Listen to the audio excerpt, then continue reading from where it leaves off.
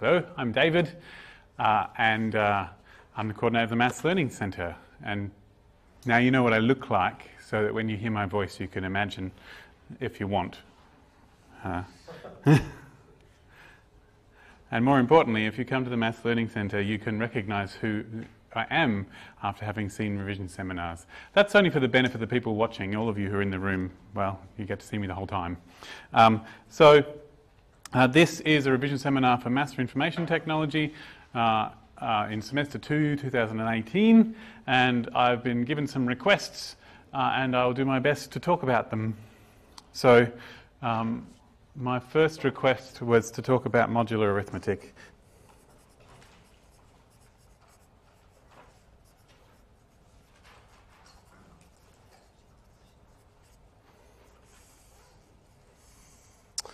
Knew I should have brought the Cuisenaire rods down. I might still do that. I'll think about it. Or not.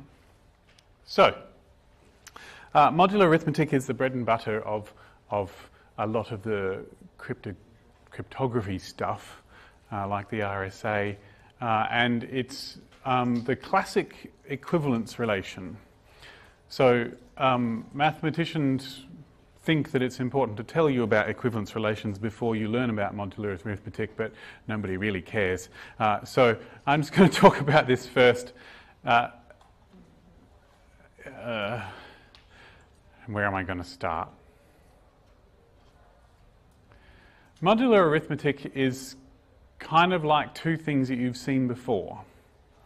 And you've seen them all before since you've been through the course, so you've come to the end of it. But if I was going to start explaining modular arithmetic to somebody who'd never heard of it before, I would talk about two things, which is the last digit of a number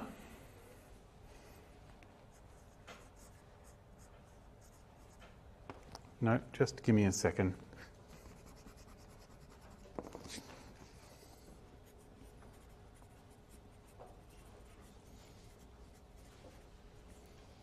So some familiar ideas. So familiar idea number one is the last digit.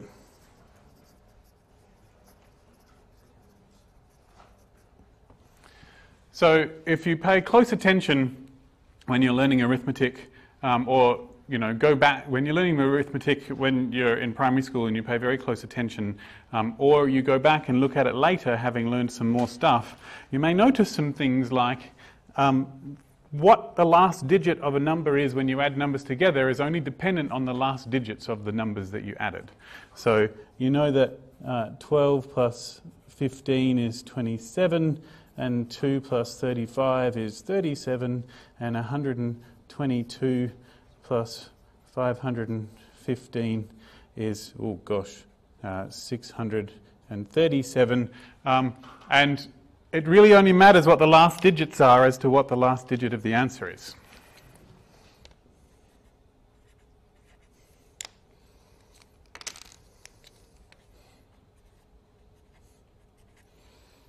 So something ending in 2 and something ending in 5 is always equal to something ending in 7. And it happens all that way, and it works for multiplication as well. Something ending in 6 times something ending in 4 will always be something ending in 4, regardless of what the rest of the stuff is.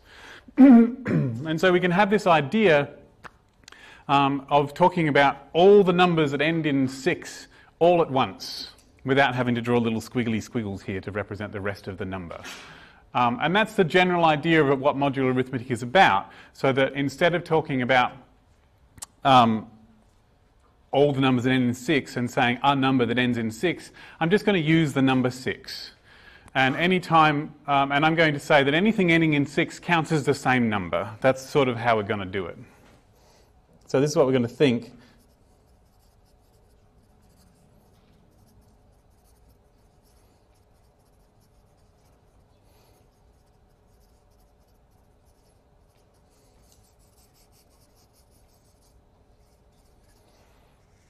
Okay, so that's the sort of idea, and then we can say something like, okay, now we're going to say that 6 times 4 in some sense equals 4 with sort of inverted commas, like equals 4, in the sense that any number that ends in 6 times any number that ends in 4 is some other number that ends in 4.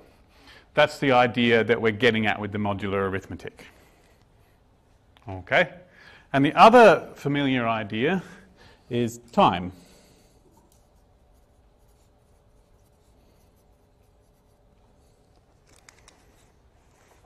Time on a clock sort of wraps around at the end and goes back to where you started. So on a clock, 7 o'clock plus 6 hours is 1 o'clock. And so in some sense on a clock, 7 plus 6 is equal to 1 in some way on a clock.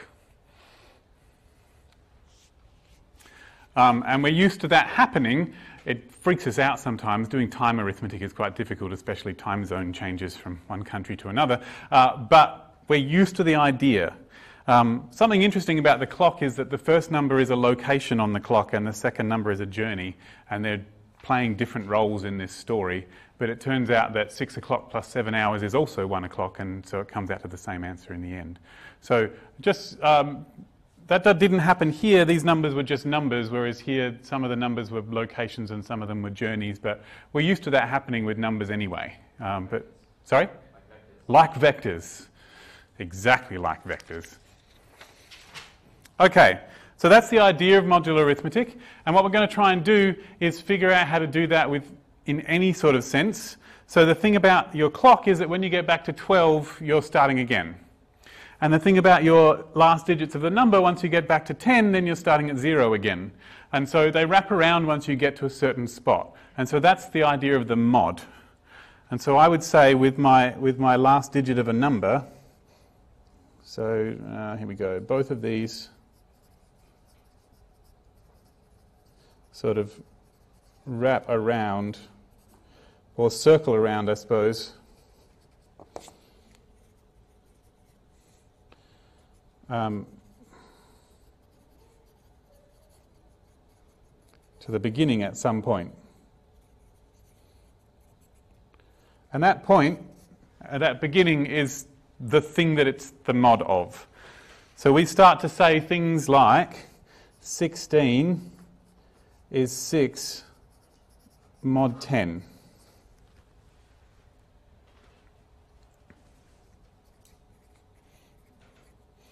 And where we say that this is where it circles round again every 10. And so now we can not just put inverted commas on our equals here. We can create a new symbol which we call equivalent to.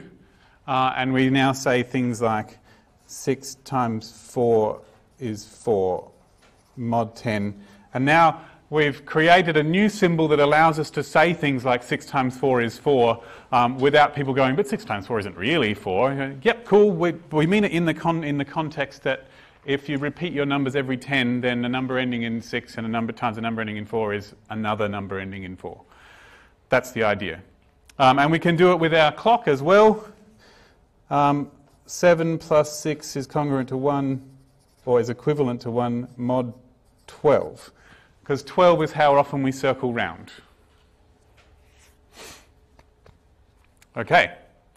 And that's lovely, but it's a bit vague at the moment.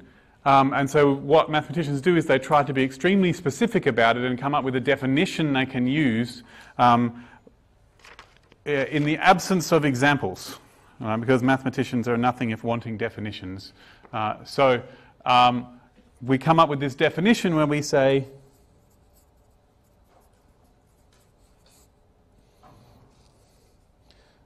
m is congruent to n mod p when m minus n is divisible by p.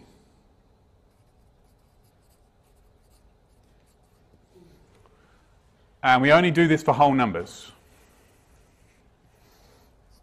M and n are in Z, and p is in n usually. So z being the integers, so we'll add positive and negative numbers, and p is a whole number. Technically, like it's greater than or equal to 2, because mod 1 really doesn't matter. Everything's the same mod 1, because if you wrap around every 1, then they're all the same. So, cool. Some people do modular arithmetic on fraction numbers as well, which is quite confusing, but works out okay. But you only do mod of whole numbers here. So if we just check that this works, 7 minus 6, the number 7 plus 6, which is 13, minus 1 is 12, which is divisible by 12. And 6 times 4 is 24. In ordinary numbers, 24 minus 4 is 20, which is divisible by 10. So that's the definition, but most of the time we don't think about the definition in that way at all. We just do it. Yeah. So it's worth noting that there's another way of thinking about this definition, and there's two ways. One way is this: m minus n is some multiple of p for some k, or that one of them is a multiple of p away from the other. And either of those are perfectly acceptable ways of interpreting that definition. Any of them could be used as the definition. I believe this is the formal definition used in your notes, because it's the one that's simplest to check from the context of doing a calculation. Whereas this one's trying to say, oh, I have to think of what the k is. And this one's going, oh, I have to get from one to the other and I have to think of what the multiple is. I know it's the same thing, but it feels different. So, I might put an or there as well, instead of IE. These are different options you can use, and that's it. But most of the time we don't use them, we just run with it and see what happens. So just some examples.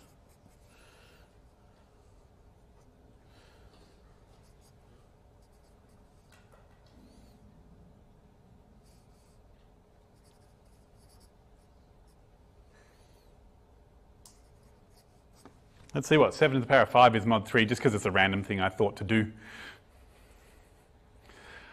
So if I knew what 7 to the power of 5 is, and I divided by 3 and figured out how far it was from a multiple of 3, that would do it as well. So I should probably mention that too, actually. Anyway, I need to find something that it's equivalent to mod 3. So it sounds like, I mean, at the moment I haven't actually talked about what this means. This means that I'm trying to find the smallest number, like the number closest between 0 and 2, that this is equivalent to mod 3. Because at the moment I've just said, oh, well, you know, 6 times 4 is 4. There's no particular reason I couldn't have said that 6 times 4 is 14. They're all the same. But when I say something like this, I'm trying to say I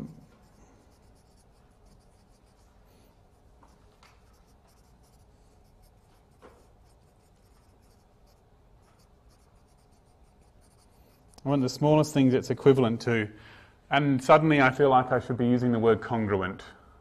Sorry. The words are all mean the same thing, you know. Or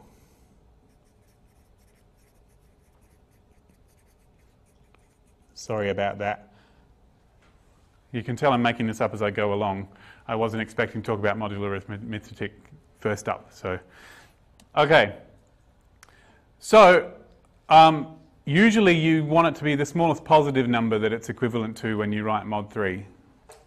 So we want to find something. So we want, and if I knew what 7 to the 5 was, I could try dividing it by 3 and figuring out how far from multiple of 3 it was, and that would be my answer. Because I know that any multiple of 3 I can take off of that and it won't change what it's equivalent to because of this thing here. If I add or subtract things that are multiples of 3, it won't make a difference to this equation here. So that's lovely, but I can't see it right now. That's too big. But I can do some other things.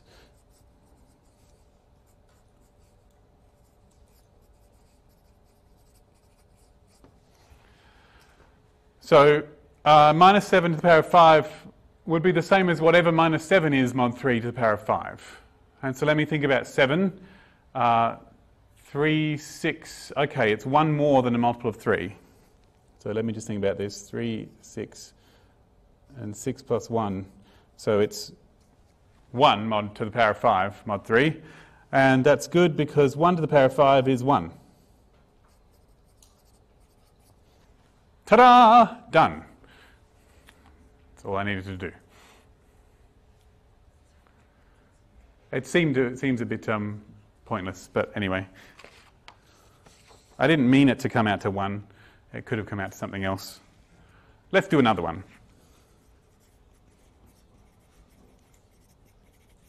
What if I did 7 to the power of 5 mod 13 this time?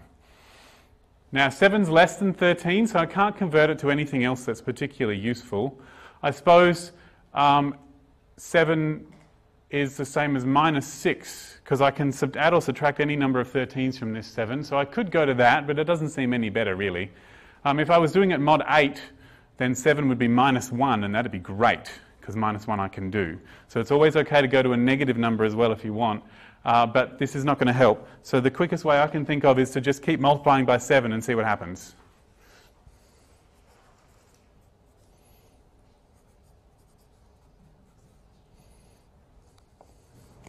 And 49 is what? That's a multiple of 13.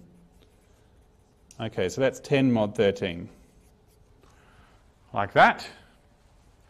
And then 7 cubed would be 7 squared times 7, which is congruent to 10 times 7 mod 13, which is 70. And I just need to take off enough multiples of 13 to get down to something small. I don't know, 54 is a multiple of 13 because of the pack of cards. And another 13 will get me to 65. Okay, so it's 5. 5 times 13 is 65, so this must be 5 mod 13. And I'll just keep going. So 7 to the 4 would be 7 cubed times 7, which is... Oh, it's 52. That's all right, it's still 65. 65 is still 5 times 13. I just got the 54 wrong. You're right. I'll just go back and answer that. 52 is 4 times 13, not 54. I put the jokers in, sorry, when I did my pack of cards. The pack of cards has 4 lots of 13 card values. But when I put the jokers in, it's 54, so I was counting wrong. Sorry. But 65 is a multiple of 13 because 52 plus 13 is 65. So it still works. Okay, and so this will be 5 times 7, which is 35, which I guess is minus 4, if I really want to do that.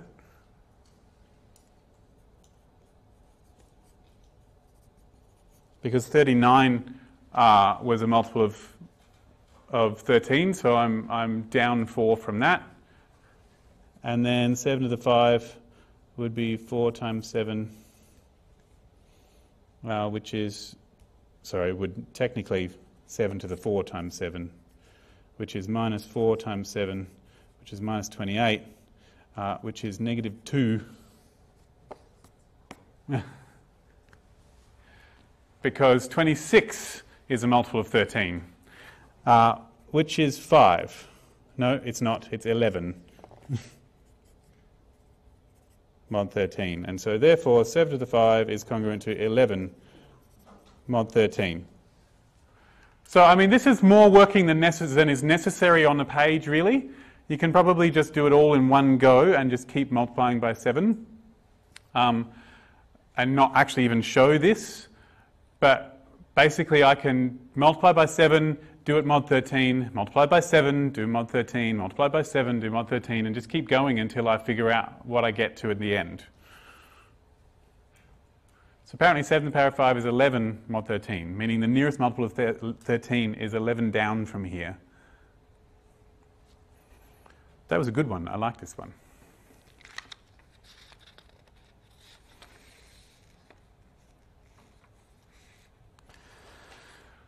Okay.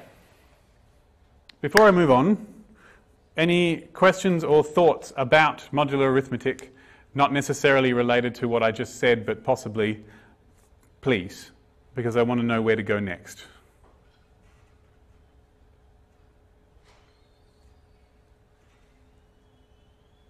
I'll just make it up otherwise, but I would like to know if people had a question, what it was.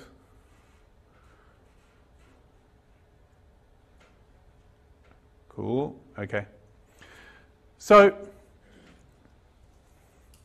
I wouldn't be a mathematician if I didn't want to write proofs or things, and so you can try and prove things about modular arithmetic if you want, and I might just do that now before I move on to anything else.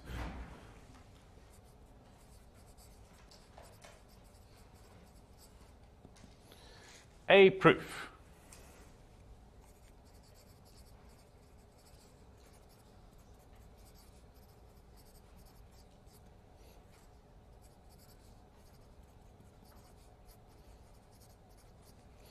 Suppose x is congruent to y mod n and a is congruent to b mod n. Prove that xb is congruent to ay. Just because I feel like mixing it up.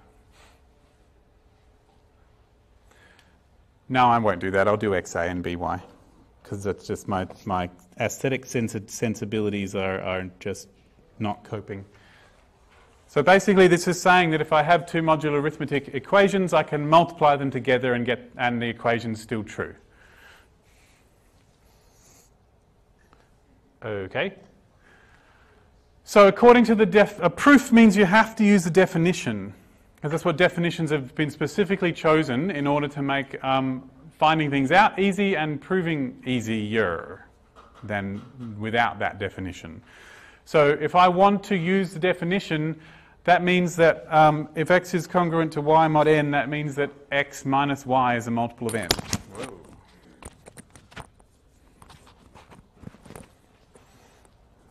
X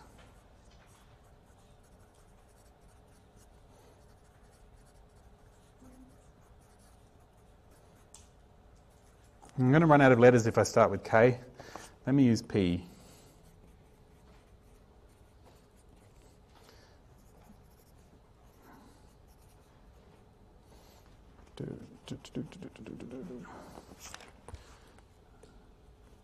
And A is congruent to B mod n means that A minus B is Qn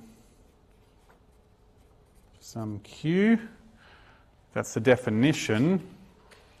And what I'm aiming for is that XA is congruent to BY mod n. So what I want to do is do some working until XA minus BY is some multiple of n as well. So my goal somewhere at the bottom of the page is going to be, therefore, XA minus BY is something times n. I don't know how big that something's going to be. I'm just going to leave some space for it. That's what I want. Because then after that I'll be able to say, therefore XA is congruent to BY mod n. So somehow I have to turn these two into this. Okay.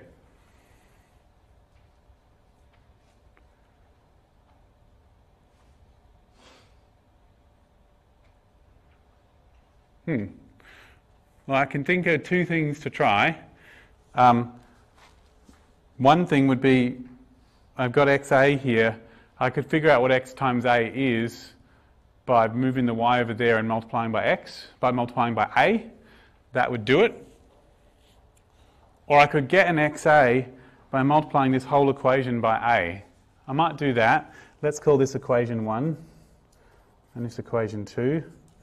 Equation 1 times a, XA minus YA is PNA.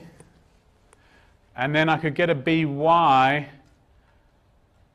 Now I could get a BY by multiplying this by B, but it seems a bit stupid to use the same equation twice because I've got two equations. So why don't I get it from the other equation? Equation 2 times B would be A no, times y, that will get me a by. So ay minus by is qny. Okay. And then what I want is xa minus by.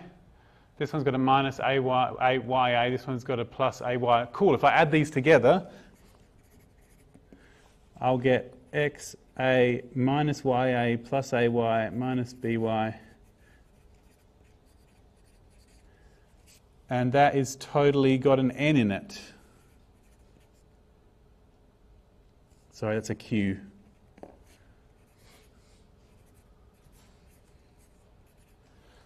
Sweet.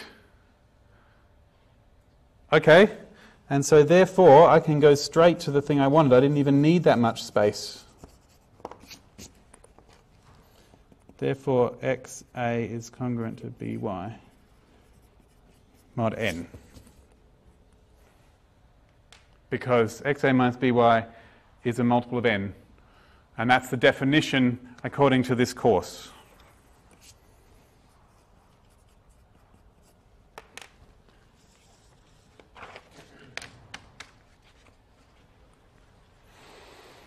Okay.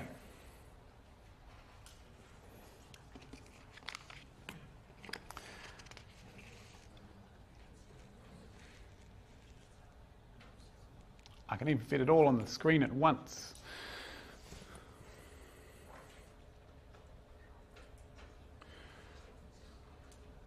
Now, does anyone want me to say anything more about the thing I just did?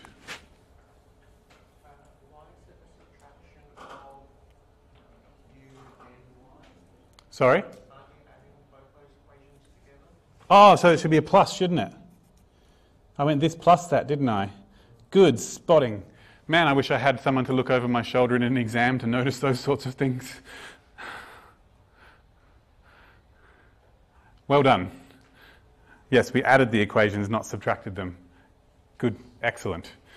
It didn't ruin my proof though, so whew.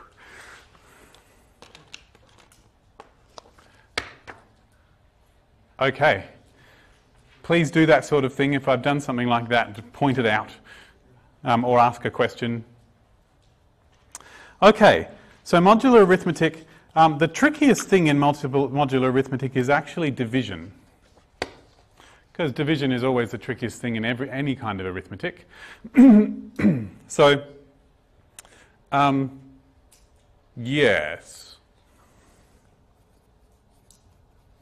We don't have a symbol for division in modular arithmetic. We don't actually do something like 6 divided by 2 mod 3. What we do is we try and solve equations that have multiplication in them. So we might want to solve something like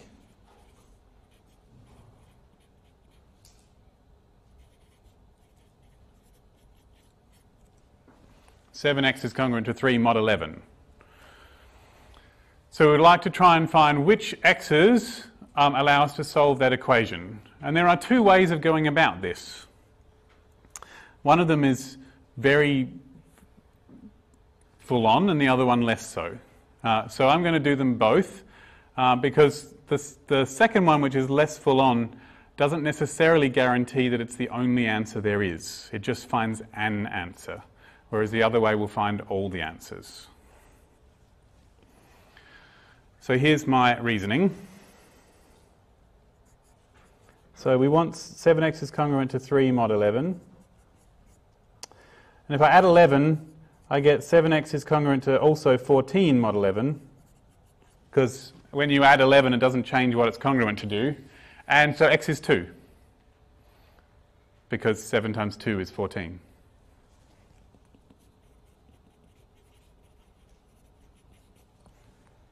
So just keep adding the 11 until I can divide by it.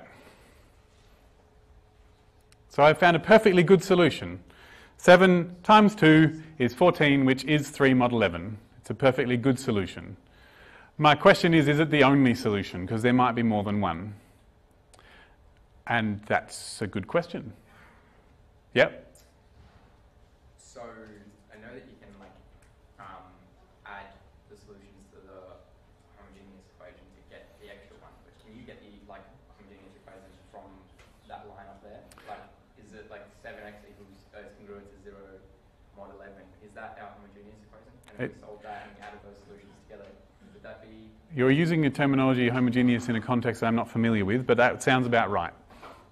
Okay. Well, yeah, so I'm going to come back to that, and we'll try and match it up to the thing the long way.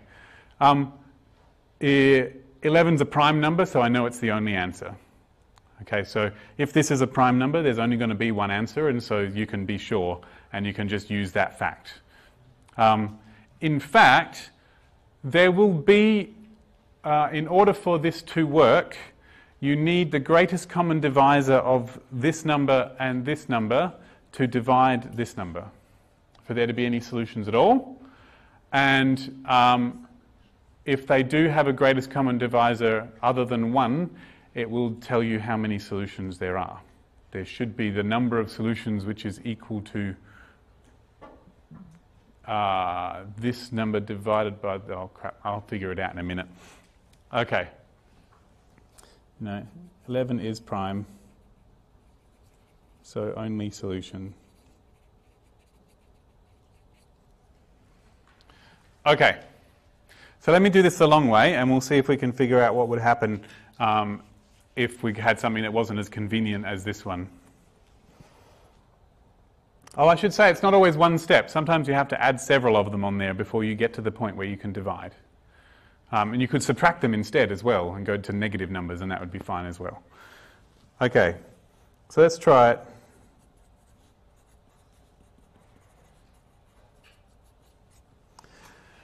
So if we want to solve this, then essentially we're trying to say that we want the difference between these two numbers, whatever they are, to be a multiple of 11.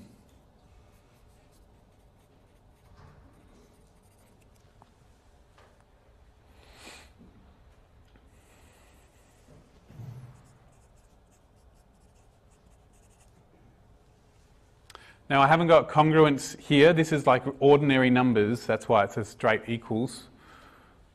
So that's what I have to solve. I don't really care what the m is, but I do care what the x is. I just need to know that there is an m that works. So that's what I'd need to solve. I'd need to solve that. And there are ways of solving that, which I'm now suddenly into doing the Euclidean algorithm. Now you guys have a new way of doing the Euclidean algorithm this year that hasn't been used in this course before. Every couple of years the new lecturer decides that they want to do a new version of the Euclidean algorithm, and you have a new one. Okay. So the theory behind it goes like this in my head. What I have here is a number which is a combination of 7 and 11. A linear combination. It's some multiple of 7 and some multiple of 11. And anything that divides into both 7 and 11 will definitely divide into anything any combination of them. So that's true of any numbers. If I have a number a and a number b, and I do any multiple of a plus any multiple of b, then anything that divides both a and b will divide the answer to that. And so whatever the greatest common divisor of 7 and 11 is, it has to divide 3 or this isn't going to work at all. So that's definitely true. And so when I'm trying to solve this, if I had 6, if I had 7x mod, no, I'll do a different one another day. If I had 6x is congruent to 5 mod 9, then 3 goes into both 9 and 6, and so I would need, that wouldn't work at all.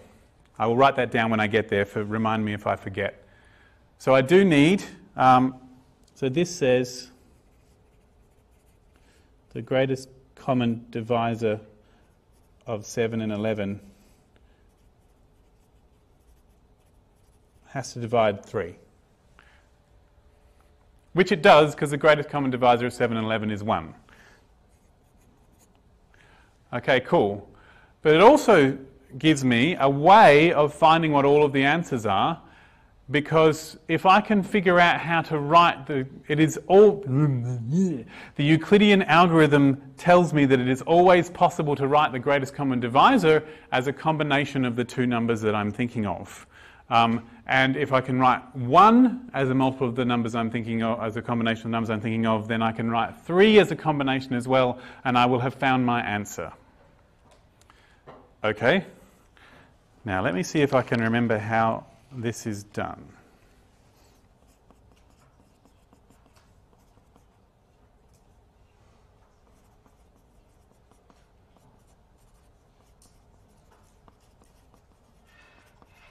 I don't know if this version was totally not invented in 2018, but this is the new 2018 version of Euclidean algorithm. And I'm pretty sure it goes like this. Correct me if I'm wrong. I have 7 and I have 11. And I know that one lot of 7 and no lots of 11 is 7. And no lots of 7 and... oh, crap, I need to do the biggest one first, don't I? Sorry?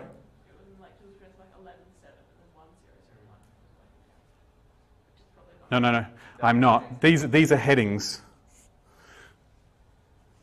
You didn't put the identity in. I'm nearly there. I just need to put them around this way.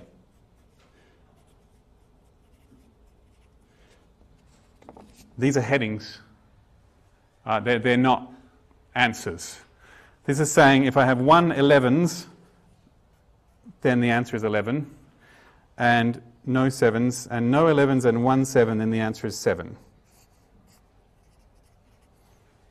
Okay, so I have how many 11s and how many 7s, and this is the answer. So this is what you're familiar with? This thing here? Is that what it looks like in the lectures? Okay, good. And so then what I'm going to do is I'm going to do linear combinations of these rows, I think. Or did these answers go over this side? Yeah.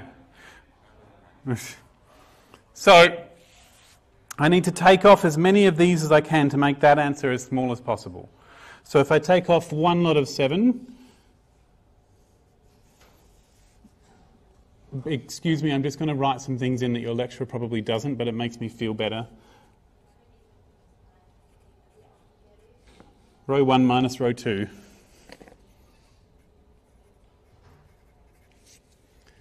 So this minus 0 is 1, this minus 1 is -1, this minus 7 is 4.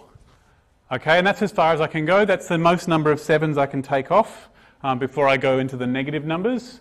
So that's fine. And so now I'm going to do the same trick again. I'm going to take off as many of these off of that one as I can, and I can only take 1. So this minus that is -1, this minus that is 2, this minus that is 3. Cool. And then I'll do it again. How many of these 3s fit into the 4? I can only take off 1. So we have this minus that is 2, this minus that is -3, this minus that is 1. And that's as far down as I'm going to go, right? But I will just go one more step just to make sure that I've gotten all the way to the bottom. And I can take off 3 of these. So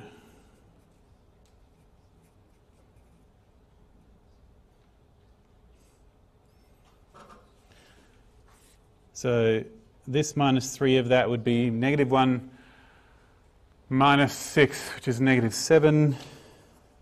And this minus 3 of that would be 2 plus 9, which is 11. That's not a coincidence that I've gotten the same numbers. It's because they're both prime.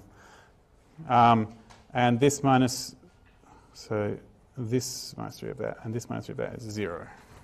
Okay, so the fact that I've gotten to 0 means that this here is the greatest common divisor.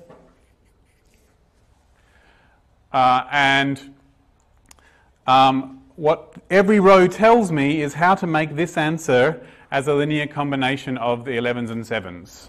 So this row here tells me that 1 11 minus 1 7 is 4. This row here tells me that minus 1 11 plus 2 7s is 3. This row here tells me that 2 11s minus 3 7s is 1. This row here tells me that minus 7 11s plus 11 7s is 0, which makes a lot of sense. So 11 7s minus 7 11s should be 0. That's great. And so we actually have a solution already. It's already in my thing before I even got to the 1. It's here.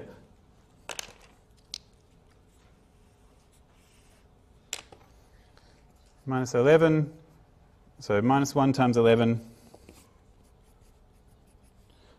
plus 2 times 7 is 3, and therefore 7 times 2 is congruent to 3 mod 11. And x is 2. And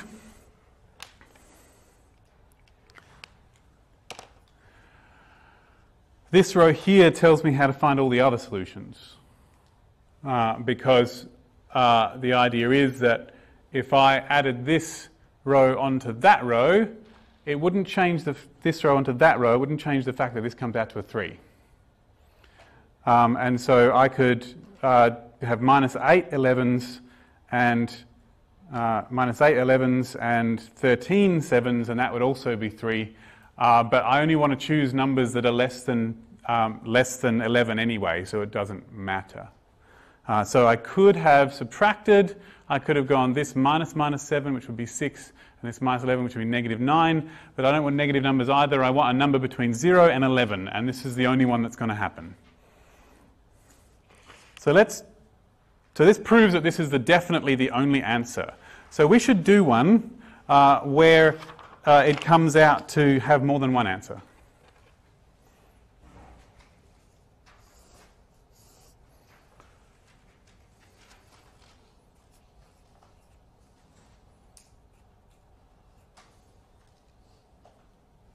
Or give me a second.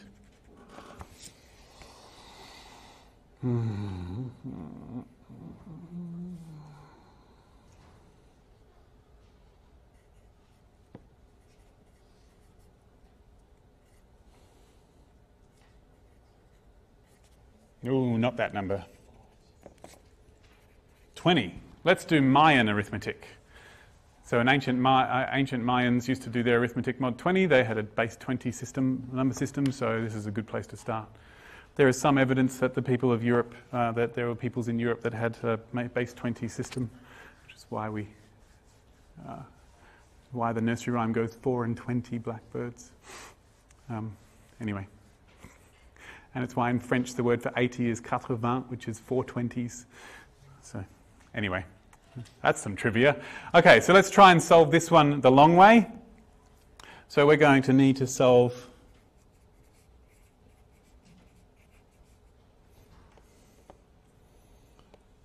it doesn't really matter how we do this.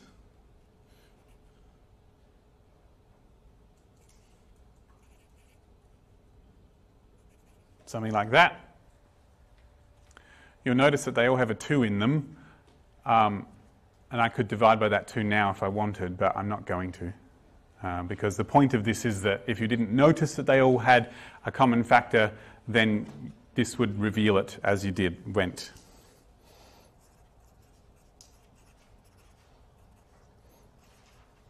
Okay.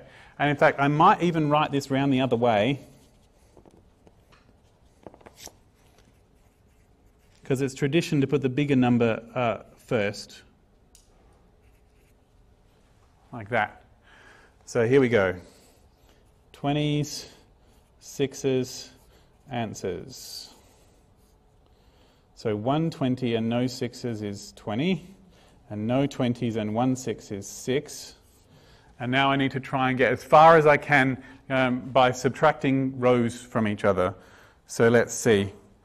If I take off, so 6, 12, 18. 18 is the biggest multiple of 6 that I can fit into 20. So I'm going to take off 3 of them.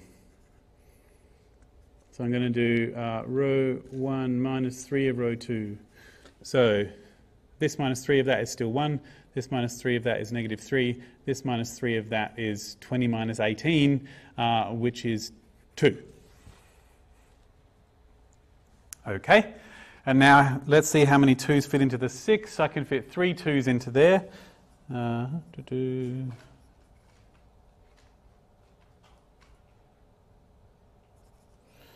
So this minus 3 of that is negative 3.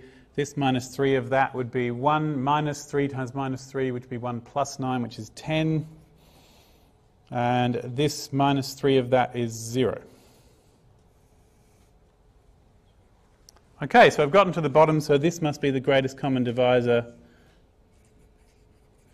of 6 and 20. And the only way that we can possibly answer our question is if that greatest common divisor divides into this 4. And it does, so we're good.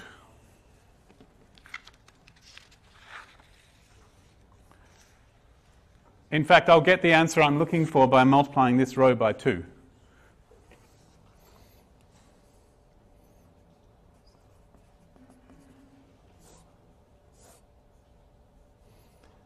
2.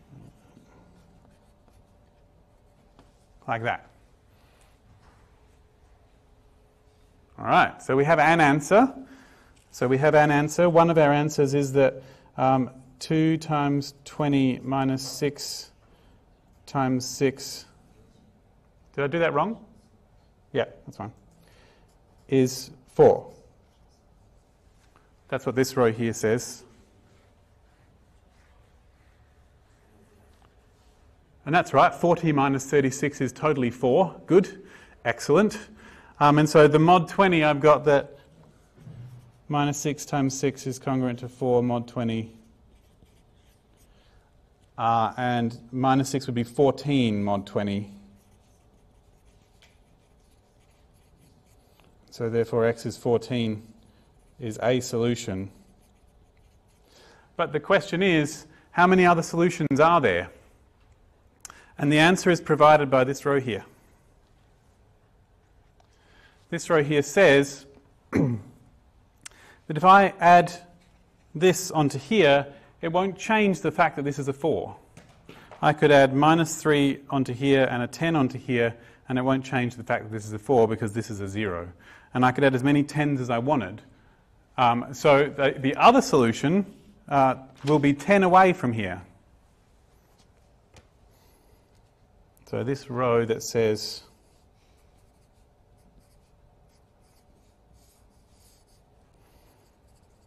so this was the 20s and this is the 6s. This row says that I could add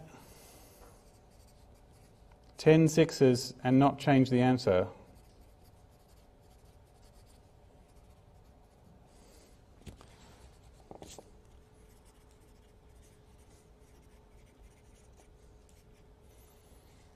And so therefore another solution, or subtract 10 6s, it doesn't matter. Another solution would be that I could take 10 off of that, and that would be the other one. And so I can say that actually x is 14. It could also be 4. If I take 10, I'm going to go outside the range of 0 to 20. If I add 10 to the 14, I'm going to go outside the range of 0 to 20, so that's all the answers.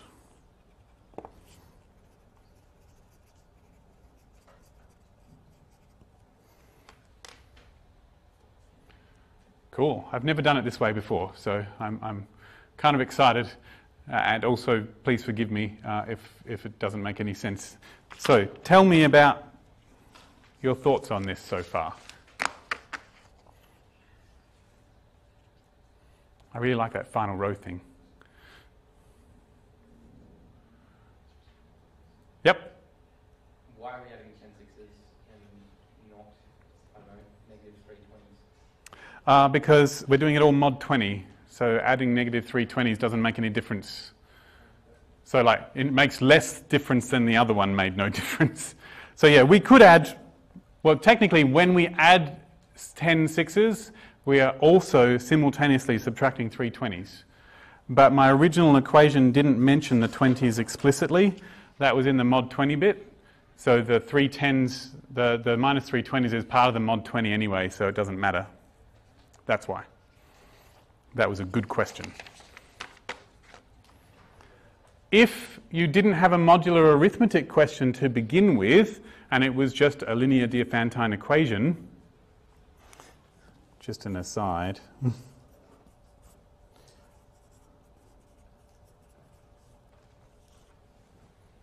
if you had just been asked to solve this equation to begin with,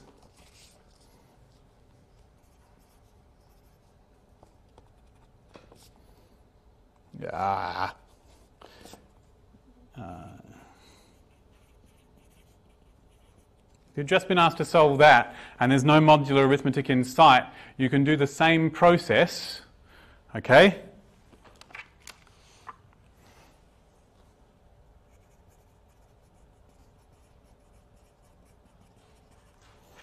You know, you've got your 20s and you've got your 6s. You've got your answer, and we started with this. Blah, blah, blah. And eventually down the bottom,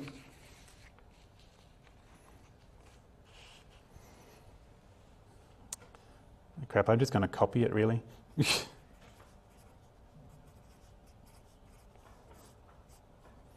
And you get to here. It's the same problem. So we can tell that 120 minus 3 sixes is 2. And we can multiply that one by 3. So what would to multiply this by 2? So we have that 2, was it 2 20s? Yeah.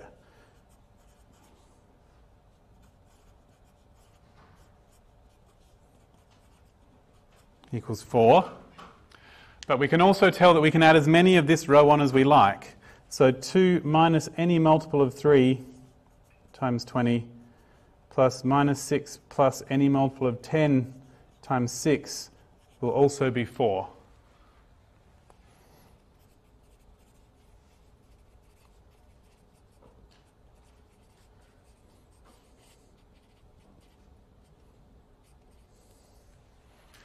And these are now all the solutions. So we have that x is 2 minus 3t. What was the x? X, damn it, that's the y. This was the y, and this was the x in my original equation. So y is this, x is this. For any t in the integers. And they are all the solutions. So now if someone said, tell me the ones where both x and y are positive, then there actually aren't any, because the only way to make both of these positive, to make this one positive, would be to have the t to be positive, but if the t was positive, that one would be negative. So there's no solutions where they're both positive. And if someone said, find all the solutions where x is, less than 10, then you could find them by trying to solve this for t.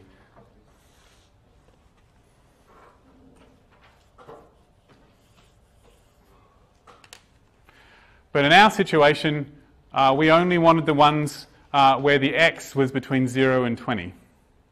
And so we found 2 of them, 14, we found 4 and 14.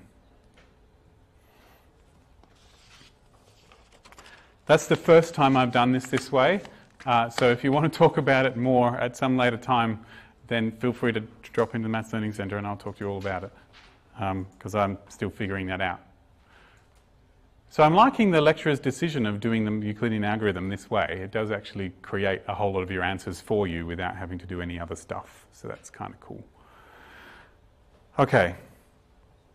So that was modular arithmetic. Anyone got other things about modular arithmetic that they're burning for me to talk about?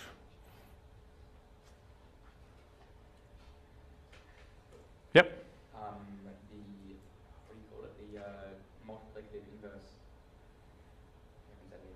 Multiplicative inverse.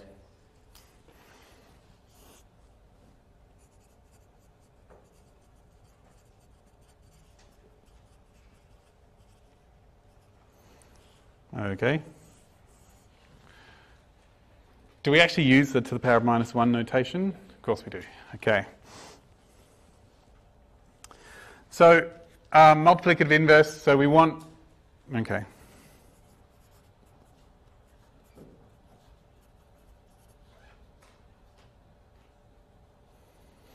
Now this multiplicative inverse thing only works for prime numbers, I think. Sorry? It just has to be relatively prime. Yeah, okay, cool. So the greatest common divisor of this and the thing that the mod is have to be 1. That makes sense, because if it wasn't 1, you'd get multiple solutions. Okay, good. Or none. No, you wouldn't get any. Okay. But luckily I've chosen a prime number, so it doesn't really matter what I pick. Let's do that, just as an example. So this is short for, this notation of number to the power of negative 1 is short for this.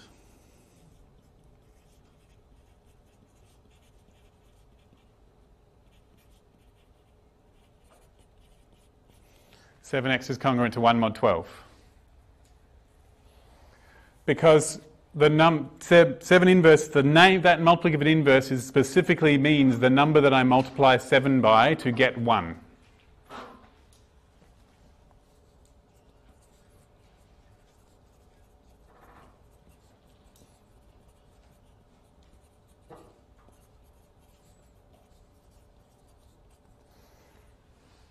Okay.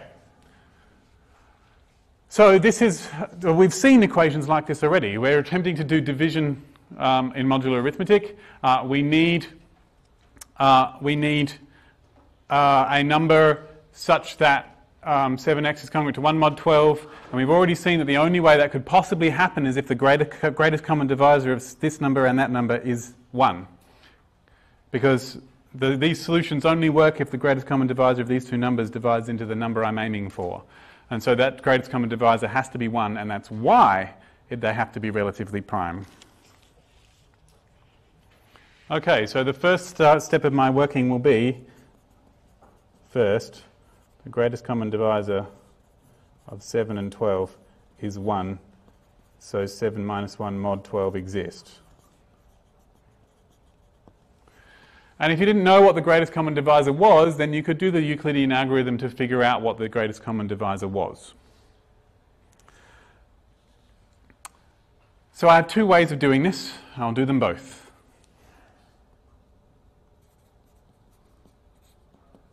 So way number one would be to do what I did before, which would be, I'll add 12, we've got a 13. Can't divide 13 by 7 yet, so I'll add 12 again, and I've got 25. I can't divide by 7 yet, and I'll add 13, and I'll get 38. And I can't divide by 7 yet. I think that's right. No, adding 12, 37. Wrong number. So we added 12. 25, we had to have 37, okay, and then we'll add 12 again, and that I can divide by 7, and so therefore x is 7. Yay! In fact, just to make it really, really obvious what's going on, I'm going to add an extra line in between. I'm going to go 7x is congruent to 49, but 49 is 7 times 7. So therefore x is congruent to 7. And if it has a multiplicative inverse, it can only have 1, and so therefore this must be the multiplicative inverse.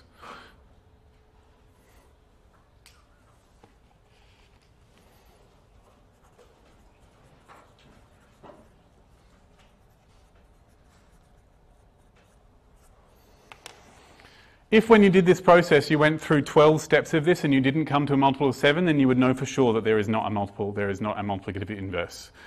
So this is the quickest way I have for dividing by, for doing division, but the other way is to use the Euclidean algorithm. When would you recommend doing like the Euclidean algorithm this way, or do you reckon that way is always going to be easier? Or? Well, this way is going to be easier when your numbers are kind of small, because you won't be adding too many multiples of something before you get to the other one. Yeah, but the Euclidean algorithm will work all the time, even when you can't see what the multiples are.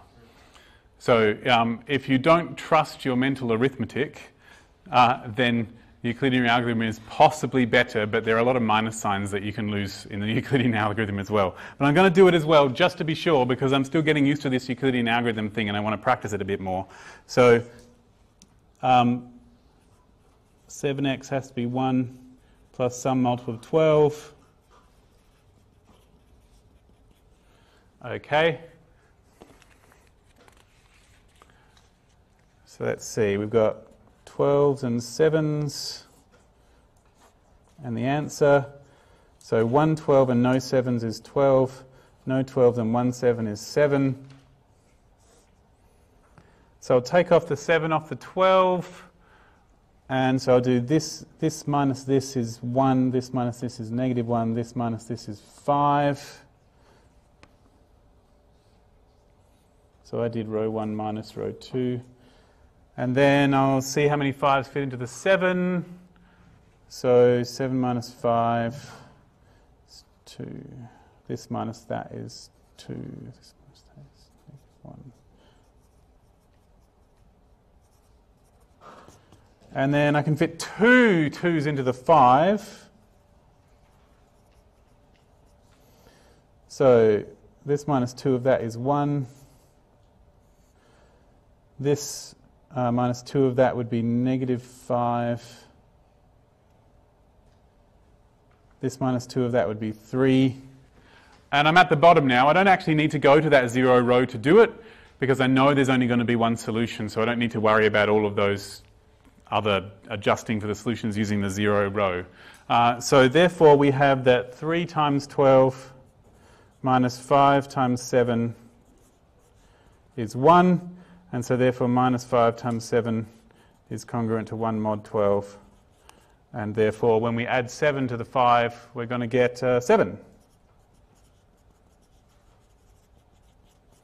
And so therefore 7 inverse is 7.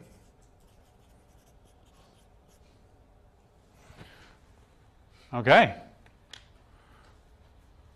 Roughly the same amount of work in the end. The other one feels happier to me, but if you're really lucky, the other one will happen in one step. And you go, ooh, yay, which happened the first time when I just added 6 and I go, yay, it worked.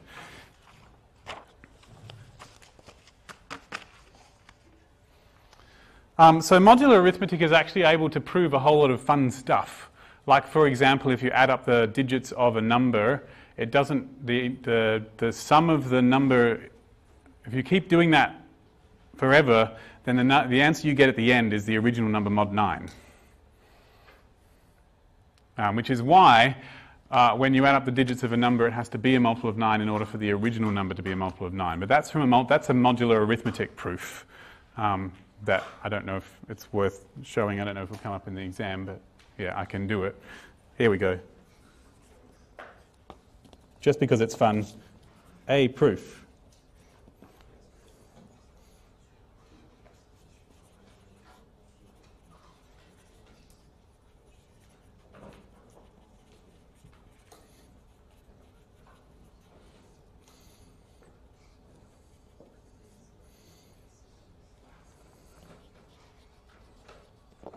If you add the digits of a number,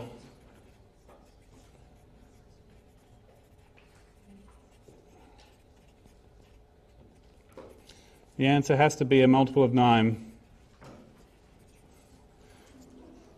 if the original number is a multiple of 9.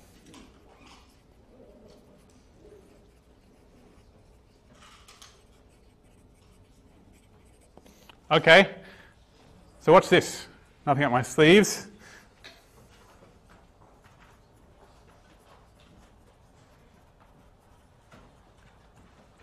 Okay, so we have to write our number in such a way that we can know what the digits are. And so we could say consider a number with digits, and we need digits. So let's say we've got D, up to D, however many digits there are. That's how many digits there are. I'm going to put a D0 there instead of a D1, like we've got the first digit and the second digit, but I'm going to label them in this order because the ones digit would seem to me to be the most important one to put first. And the reason I'm going to do that is because then this number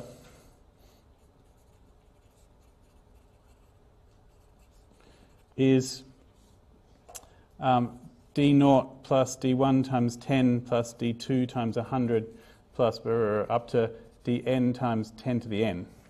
That's what the number is.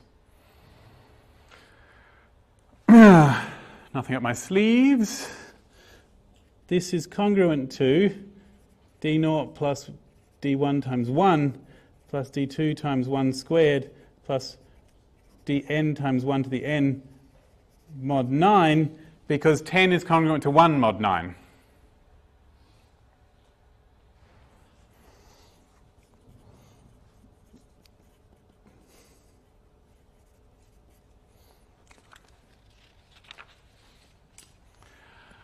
And look at all those ones. Like this is congruent to just d0 plus d1 plus dn, which is the sum of the digits. So what we're saying is the original number is congruent to the sum of its digits, mod 9. So the only way to be a multiple of 9 is to be congruent to 0 mod 9.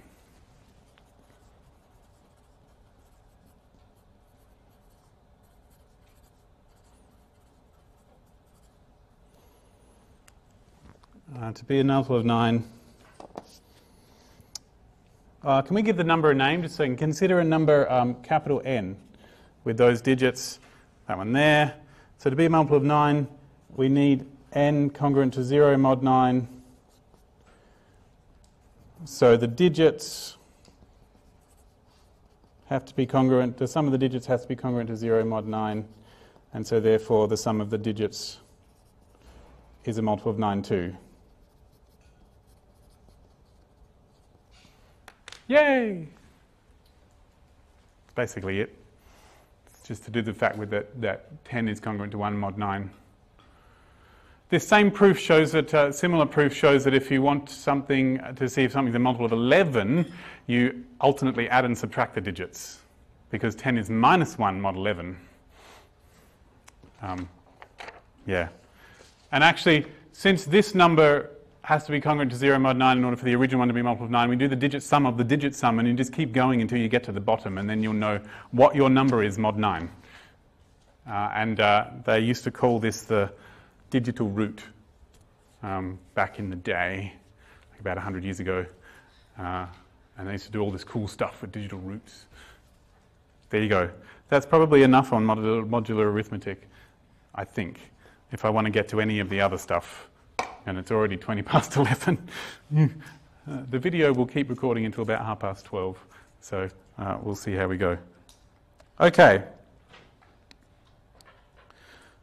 Does anyone have a preference for what they want me to talk about next? We can take a vote if you like. So I decide that I'm going to choose between equivalence relations and strong induction. So if your preference for me to talk about first is equivalence relations, pop up your hand. Strong induction? All right. That decides it. Sorry, equivalence relations people. But I may get to it anyway. In fact, I'm going to need to start a whole new page. Could you also cover normal induction? Yes.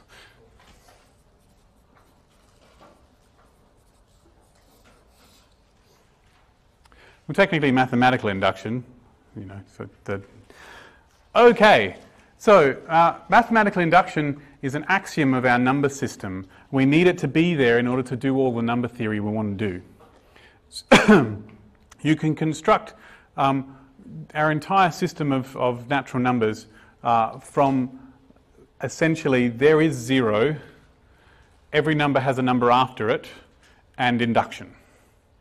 And those three things are pretty much, probably there's a few other nice things that you need as well, but they're the main rules that you need to construct the entire system of numbers that we have, for the natural numbers anyway. And so induction is really important. And induction is this way of sort of getting to the maths to prove things for you. So this is how I think about induction. And it goes like this.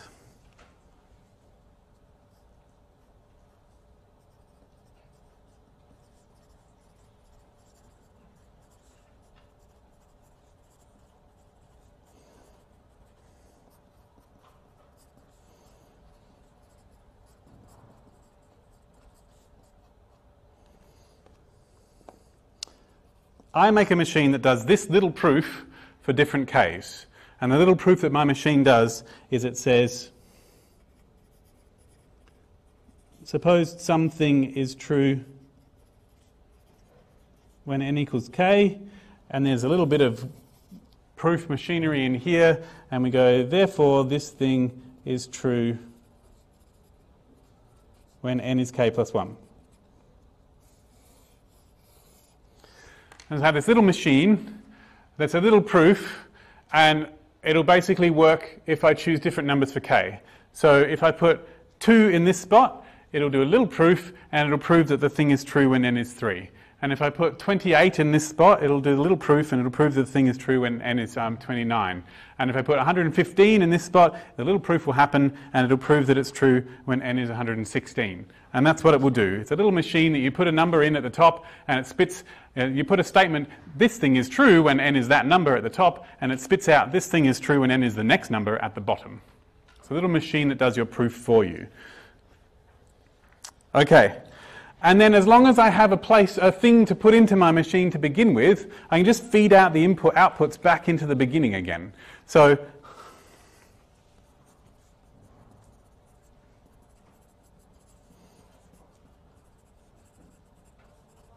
it actually is true when n equals 1, I can go, cool, I'm going to stick 1 into my machine, true for 1, and it will spit out true for 2. And then I'll go, oh, cool, I'll stick true for 2 into my machine, and it'll spit out true for 3. And I'll stick true for 3 into my machine, and it'll spit out true for 4. And I'll just let it do that forever, and then it'll be true for all of them. Mathematics doesn't actually run in the time scale that we live in, so it can do all infinitely many of them one after the other in an instant. If you don't believe in that, then it's okay, because you can just achieve, so anytime you want to use this fact that you think is true for all n, you just know that it will take instantly to get up to whichever point you're actually interested in. So if I really wanted it to be true for n equals 1000, that's okay, the maths will make it true for 1000 and I don't have to worry about the ones after that. So some mathematicians do mathematics under the assumption that there is no infinity, and so induction still works, it just only works up to the point you need it. Don't worry about that. Philosophy of mathematics can get some really interesting stuff. So this will neatly tell me that it's true for everything as long as I have something to stick into the first machine. And technically I'm just feeding it back into the machine that I was already using. So I can let the mathematics run and it'll make everything true that I want it to be true as long as it's true at the beginning, and I can construct this proof machine. That's my idea of how induction works. A lot of people describe induction with the metaphor of a set of dominoes or a monkey climbing a ladder or Chinese whispers or all these other metaphors, and they're lovely, but this one makes the most sense to me. If you go look at the other video on the website for induction, I brought actual dominoes, only they weren't really dominoes, they were video cassettes which can be seen from the distance and make a louder noise and are therefore more fun. Video cassette, domino, potato. Yeah. At some point I do want to take all the video cassettes and make a big domino train up in Hub Central, that'd be fun. But I could write true when n equals 1 on the first one. And okay, so this is how I think about it. And so it doesn't really matter which order I do these things in. Okay, I need it to be true at some point. It doesn't have to be n equals 1. It's whichever the first one is that it's actually true for. And I need my machine to be made. And they can happen in whatever order you want. I tend to prefer doing the making of the machine first because it's the hardest bit, and then I get it out of the way. Yep? Can we do it like a factorial proof? Sure. I don't know any off the top of my head that have factorials in them, but if you have one off the top of your mind, that's fine. There are some other little caveats here. Sometimes the way that this machine works, it actually requires you to know that it's true for the 2 before it, or the 3 before it, instead of just the 1 before it. Okay. So this is ordinary induction. The difference between ordinary induction and strong induction is that your machine for strong induction requires you not just to know that n is equal to the 1 before this one, but all the ones before. Most strong induction proofs don't require you to need to know all of those, but it's just easier to pretend that all of them. So that's ordinary induction.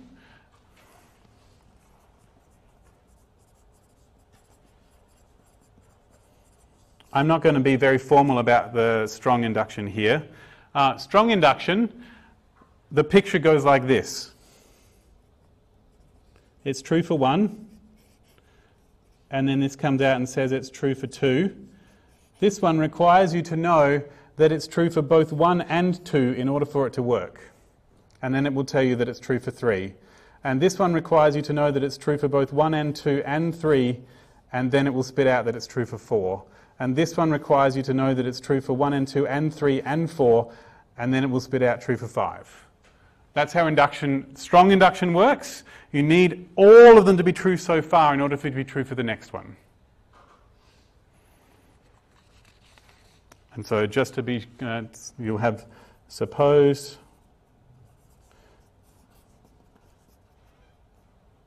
is true for n less than or equal to k, sum working, therefore blah is true for n equals k plus 1. And that's what that little proof machine will look like in your working.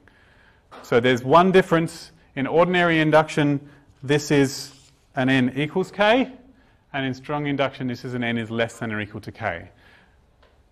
And it works fine, because if it's true for 1, it's true for 2, and that means it's true for both 1 and 2, so you can use both of those to figure out that it's true for 3. And that means it's true for 1 and 2 and 3, which means you can use all 3 of them to figure out it's true for 4. There's no need to restrict yourself to just being true for the one directly before. It's just that plain induction proofs tend to make more sense to people than strong induction proofs. And philosophically, it feels nicer that you don't need to know all of them. And also, strong induction proofs tend to actually not need all of the ones before. It just needs a specific few of them, but you don't necessarily know exactly which ones that you need in advance. Let's do some examples. And what we will try and do when we do these examples is to pull out what's happening in them so that we can reuse the same strategies for other examples. It's something that a lot of people, when they learn anything, especially mathematics, don't do naturally. When you see examples, you go, oh yeah, okay, that's cool, that makes sense. But you don't normally spend time sitting and going, what are the strategies that happen there that makes it possible for me to know what to do in the future? And that's what you must do to succeed in an exam, to actually come up with those strategies. It's like watching a cooking show and you can say, oh, that's pretty cool, but you would like to know how they decided it was done and how they decided it was the correct point to start putting the cardamom in. You need to know that information to cook it correctly. It's the same thing with maths. Okay. This is why Nicholas, the other lecturer, says that Jamie Oliver is a good TV chef, because he tells you that information. He tells you how to decide when to move to the next step. Okay. Did you come up with... Oh, but it's not for strong induction, though, is that? Doesn't matter. Okay, yeah. So, 2 times n factorial is greater than 2 to the power of n times n factorial all squared for n greater than or equal to 2. Wow, that looks fun. Okay, so prove that 2 times n factorial is less than, greater than? Greater than? It's greater than, yeah. Sorry? Yes, it is. Which direction is this arrow pointing? Because that doesn't seem right. Sorry, it's 2 times n all factorial. Ah. That? Yeah. Right, that feels better. Yeah, that's okay. So 2n all factorial is greater than 2 to the power of n times n factorial squared for n greater than or equal to 2. Okay. The other one didn't feel true to me because the left side looked way smaller than the right side. Okay. If you saw one that did that in the exam, you would just say, this isn't true, and give an example. End of proof. Great. Okay. So, the thing that clues me in to want to use induction for this is that it's about numbers n. Induction is specifically designed for things that involve natural numbers. Now, I should say this one's obvious. Some things that you use induction for are not always obvious, but if there is a natural number hidden there somewhere, like the degree of a polynomial, or the number of steps involved in a process, those sorts of things can use induction for sometimes. Okay, So I'm going to need to make my machine, and I'm going to need it to be true for the first one, which is n equals 2. And so, okay. Sometimes trying it out for a few of them and seeing how you get from one to the next one is a useful way of figuring out how to do the proof. So as much as I said I like to do the machine first, I'm going to try, pardon me for the first few. This is just me thinking about it. This is not part of the proof, it's just my thinking. So when n equals 2, I've got 2 times 2 factorial, which is 4 factorial, which is 24. And I've got 2 to the 2 times 2 factorial squared, which is 4 times 2 squared, which is 4 times 4, which is 16. And 16 is less than 24, so it's true for n equals 2. Okay, so technically this is actually part of my proof, so I can leave that there. I just want to see what happens when I do the next one.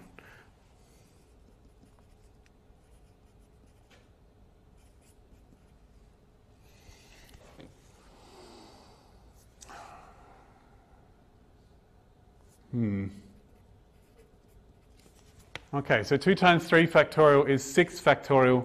That 6 is 2 more than the 4. And so I'm going to go from 24 up to 24 times 5 times 6.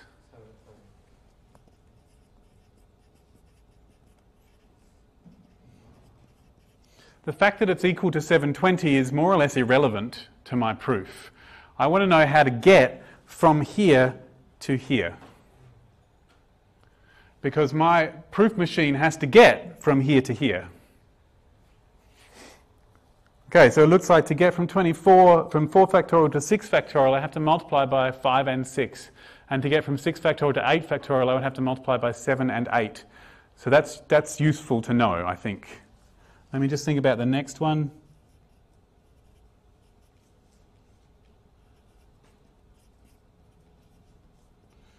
Okay. All right, well, it's still like 8.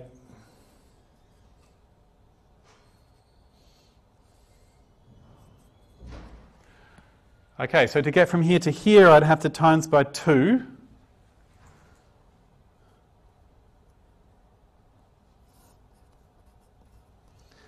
And to get from 2 factorial squared to 3 factorial squared, to get from the 2 factorial to the 3 factorial, I'd have to times by 3. But because it's squared, I'd have to times by that. And that gets me to that answer.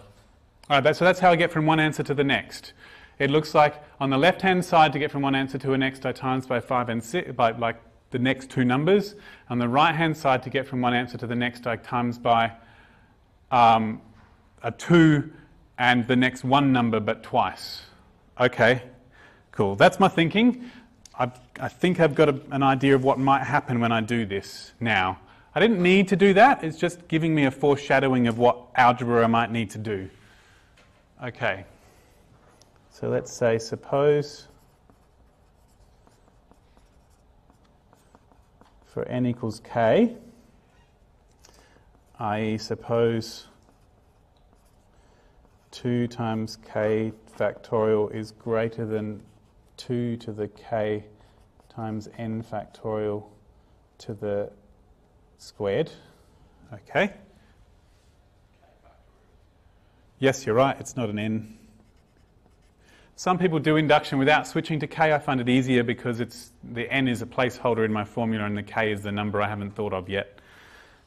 Okay, and then my goal is to do all of that and at the end be able to say, I don't know how much space it's going to take, but somewhere down the bottom I want to say this.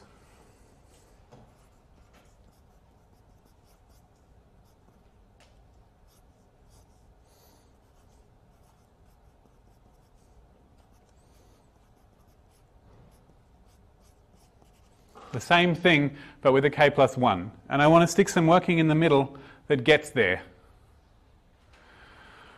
Okay, so if I want to make a statement with a greater than in it, I've got a couple of options. I could try and do some working on this to try and get it to here. but I feel like I'm just going to make a mistake there. So it's probably better to start with one and do some working until I get to the other, and somewhere along the way I have to be sure that something is bigger than something else. So, okay. Which means I should start with like this. I think I'll start with that and see what happens.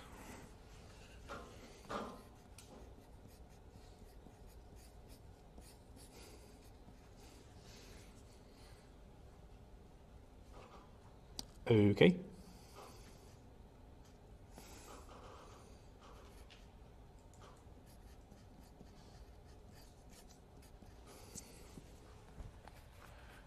Now, I already knew that to get to 2k plus 2 factorial from 2k factorial, I need to multiply by the next two numbers after that. So that seems like a useful thing to do, because at some point I'm going to have to use this relationship.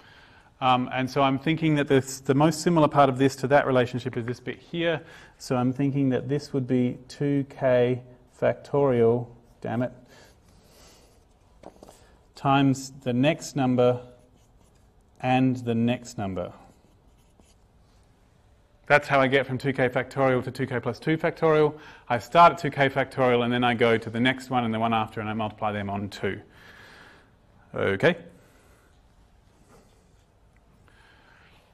All right, and this is supposedly greater than 2 to the power of k times k factorial squared.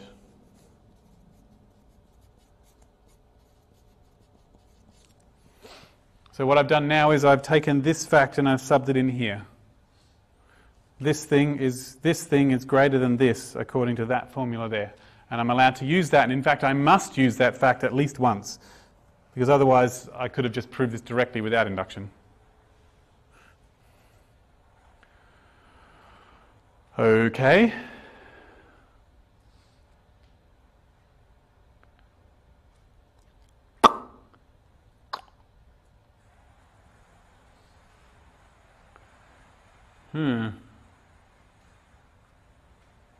We're going to need a k plus 1. We need, to get from k factorial squared to k plus 1 factorial squared, we need two k plus 1s. We need a k plus 1 times a k plus 1. Like one k plus 1 to get from k factorial to k plus 1 factorial, and another one because of the squared. Okay? So, and we need another 2 as well. We need a 2 to the power of k plus 1. Oh, there's a 2 in here.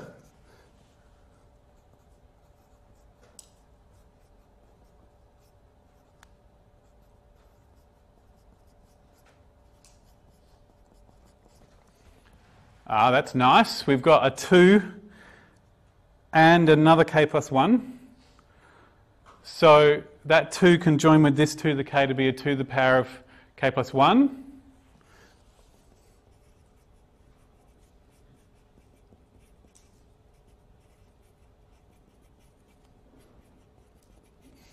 And this k plus 1 can come inside. We're going to need another k plus 1 so that we can bring it inside the square. So we have a 2k plus 1. Well, that's more than k plus 1. Okay, so this would be greater than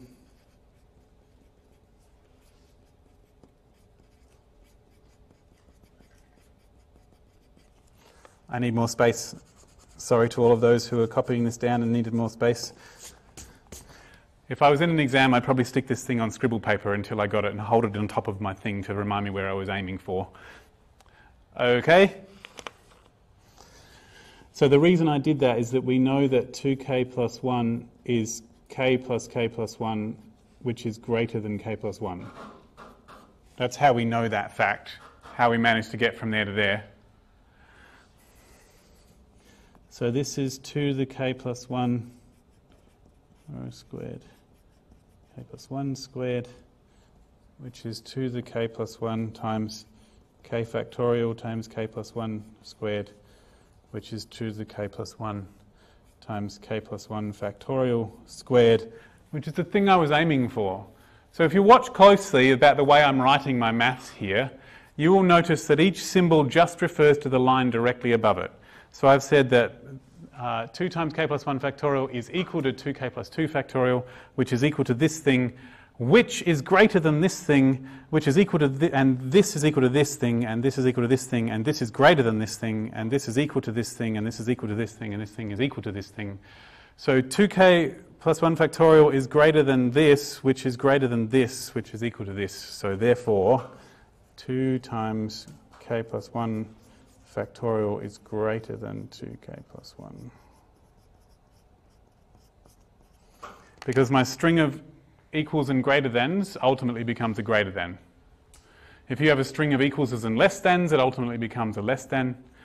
If you have a string of equalses and greater than or equal tos and greater thans, it becomes a greater than. Because at some point we've said that this is greater than this, somewhere along the string. What you don't want is have some greater thans and some less thans, because that doesn't make any sense. Okay, you say, oh, this is greater than this thing, and this other thing is less than this thing. You say, well, no, who cares? They all need to be pointing the same way. And that's how I did my proof. So, technically, I mean, this was just me thinking, right? So that's not technically part of my proof. So I better do formally on paper the thing I was thinking of. Also, when n is 2, 2 times 2 factorial is 4 factorial, which is 24. 2 squared times 2 factorial squared is 4 times 2 squared, which is 16. And 24 is greater than 16. So true when n is 2. Therefore, by induction,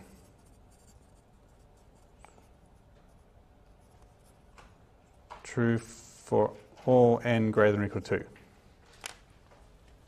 Because I made my machine that will pass the truth for 2 onto the truth for 3 and so on. One of the things that makes induction hard for people first learning it is that you're not used to doing inequality reasoning. So at any point, if the thing that you have is more than the thing that you want and you're aiming to make it more, then that's okay. Yeah. Do you have a strong induction example? I do. Sorry? I just googled one of you. Oh, I have. A friend of mine sent me some, so I'm going to find one.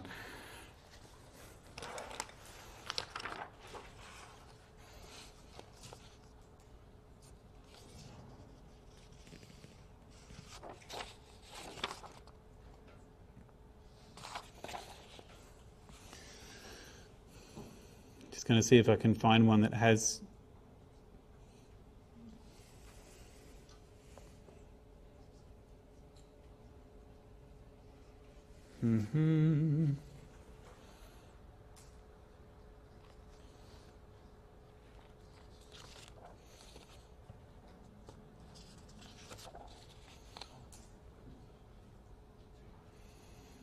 The classic is to prove that things are a product of primes, but I don't think that's important.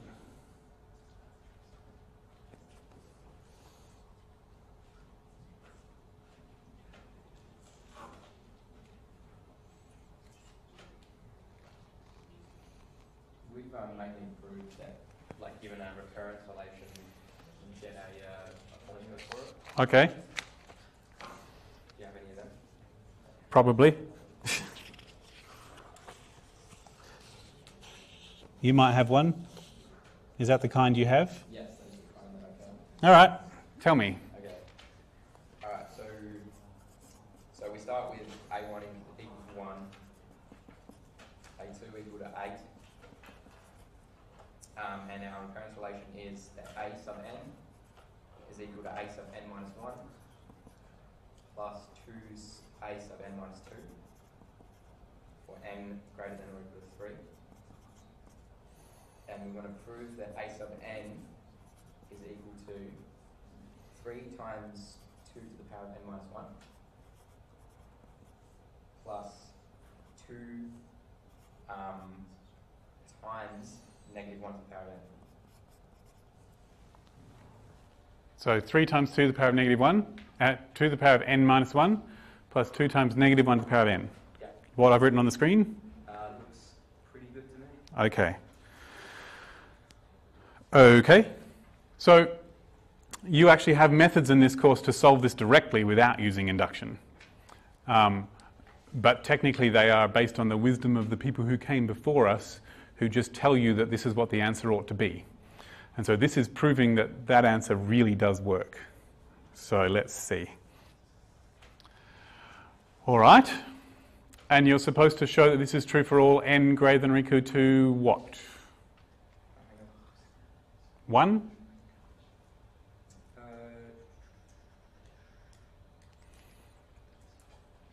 Yes. I mean, the base case is n equals 1, so. But it doesn't actually say that in here. Okay. It says for all n in the natural numbers, so. Okay. Well, that's rather interesting to think about that one. So I'm thinking that if I want to get from this one to the next one, I'm going to be multiplying by another 2 here and multiplying by another -1 here.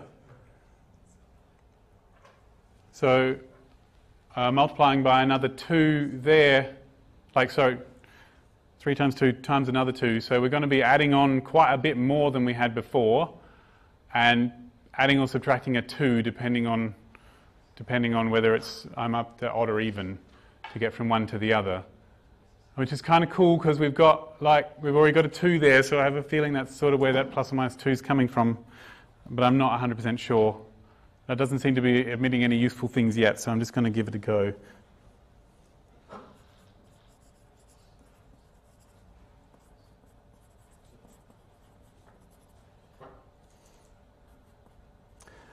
So I might try with an equals k and just change it to a less than or equal to later if I need to. Okay.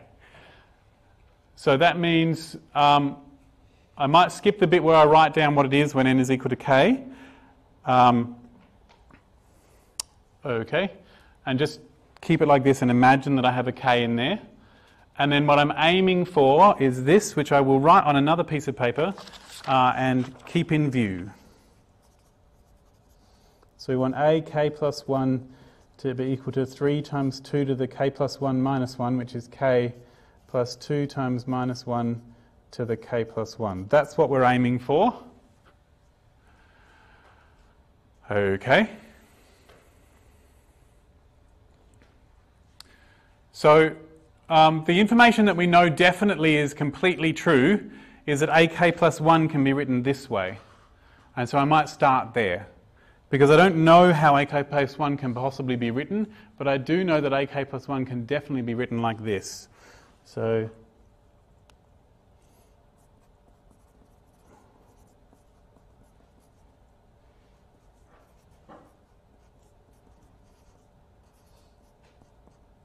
I think that's right. K plus 1 minus 1 is k. K plus 1 minus 2. Plus 1 minus 2 is the same as negative minus 1, so is ak minus 1. So we know that is true.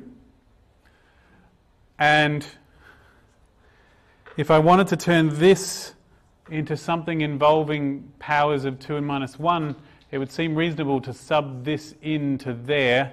But I'm going to need to sub in for this and this. So I'm going to need it to be true not just for n equals k, but also for n equals k minus 1. If I'm going to make this work. If I'm going to use this formula here and sub it in, I'm going to need it to be true for both k and k minus 1. So let's just make it true for all of them, and it'll be fine. But we are going to have to be careful because our machine is going to require us to have at least 2 things true to be able to get to the next one. So specifically we're interested in k and k minus 1. Okay. So now we know this is true. So ak is 3 times 2 to the k minus 1 plus 2 times minus 1 to the k minus... Oh, that'll be a k minus... No, that's right. K. This is just a k. And a k minus 1 is 3 times 2 to the k minus 1 minus 1, which is minus 2 times minus 1 to the k minus 1. Okay, so we know all of those things so far. And so we should be able to sub them in.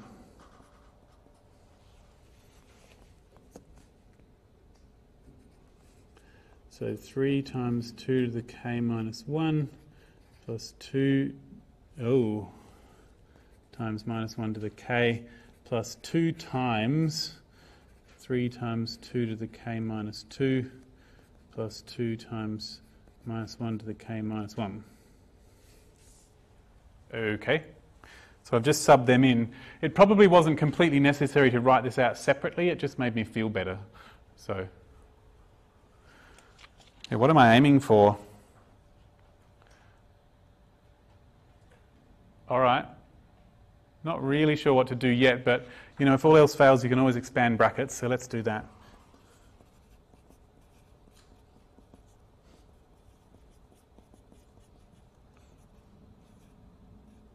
Actually, just a second. 3 times 2 to the k minus 2 times another k would be 3 times 2 to the k minus 1. And then we're going to get, oh gosh, 4 of these. What the hell is going on there?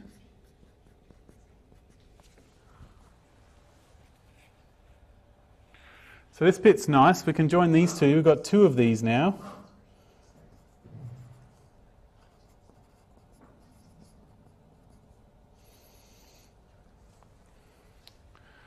What the hell am I going to do with them?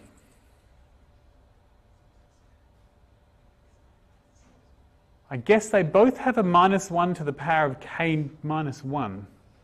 They both have a negative 1 to the power of k minus 1, because this one would be like negative 1 to the power of k minus 1 times negative 1 to the 1. Like that power of k, that would be this. And so now I can join these two together by factorizing them.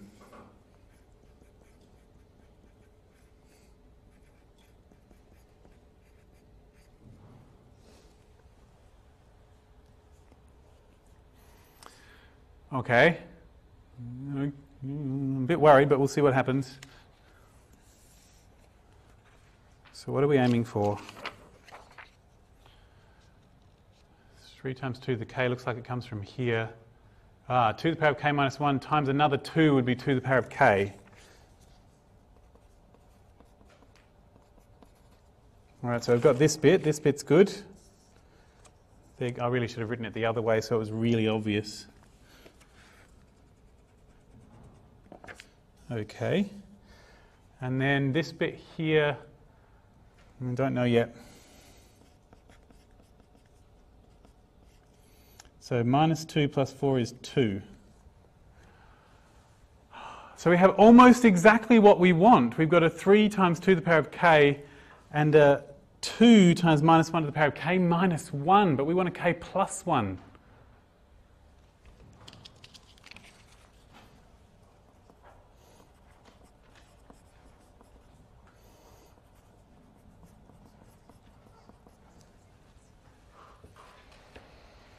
Or k plus 1 to k minus 1, so for k minus 1 to k plus 1 would be multiplying by negative 1 to the power of 2, but negative 1 to the power of 2 is just 1 anyway, so that's okay. Awesome!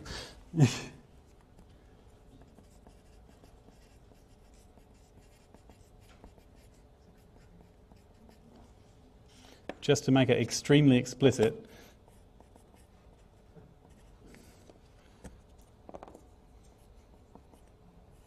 since minus 1 squared is 1, I haven't actually done anything.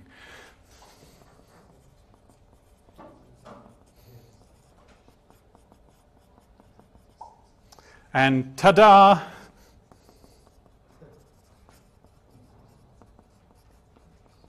True for n equals k plus 1. So we need it to be true. So we need to analyze what we did and go, how many different k's did we use? And how many k's below do we need to be able to get to the next one? So this one, in order to figure this out, I had to use ak and ak minus 1. I needed 2 to be true in order for the next one to be true. So I need to prove the first 2 cases. So when n equals 1, we get a1 is 1, and this calculation, 3 times 2 to the 1 minus 1 plus 2 times minus 1 to the 1 is 3 times, now 2 to the 0 is 1, which is 1, which is a1, so that's correct. And when n is equal to 2, we get a2 was 8, and 3 times 2 to the 2 minus 1 plus 2 times negative 1 to the 2 was 3 times 2 plus 2, which is 8, which is a2. Correct. Okay. True for n equals 1 and 2.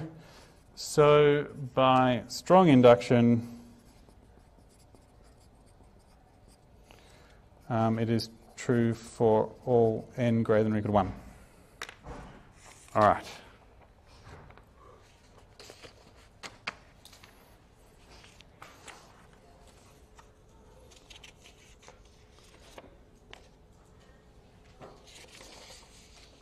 So there's a classic in some of these textbooks that goes, just so that I've got another example of using strong induction. So unless someone's got one that they're burning to know about, okay.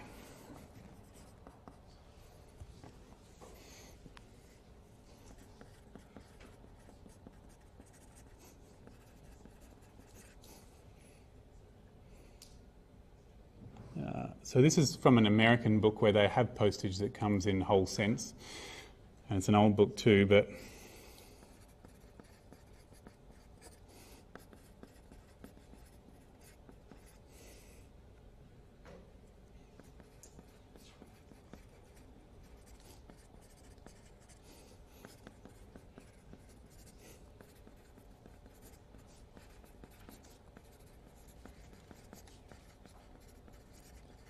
this is a pretty old one because our postage doesn't come in these amounts, but it says, prove that every amount of postage 12 cents or more can be formed using 4-cent and 5-cent stamps.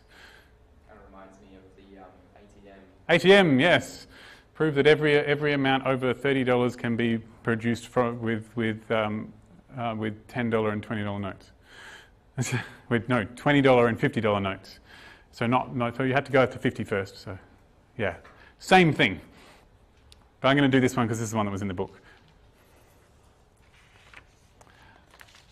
Also, prove that you can have any amount of chicken nuggets using packets of 3 and 7, and however many there are actually at 3 and 10, I think it is, at McDonald's, something like that. All right, well, let's give it a go. So essentially what we're actually saying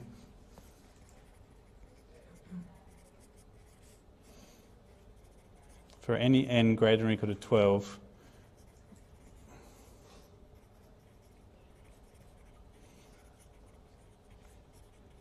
show that there is a solution for 4x plus 5y equals n with x and y greater than or equal to 0. Essentially, we want to have some number of 4 senses and some number of 5 senses has to be equal to the number I was thinking of. Okay, so cool. Looks like a linear Diophantine equation. If I knew what n was, I could totally do Euclid's algorithm. That'd be great. But I don't know what n is. So stuff. So I'm going to use induction. And it is a statement about this number n. And so I can use induction for that. So I would need to suppose it's true at some point and try and figure out that it's true for the next number.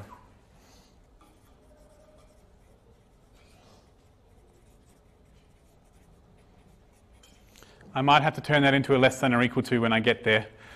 And then the thing I want is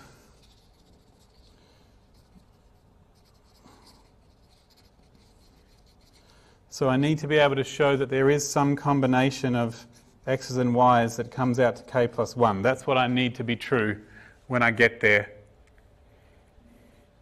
Okay? So presumably, no matter which number k, so presumably I'm doing this.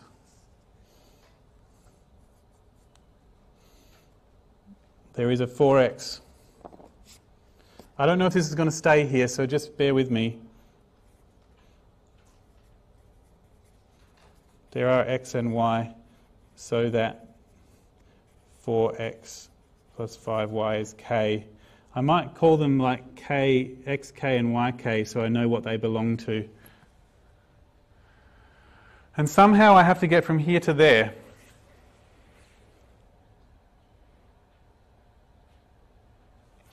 Well, I suppose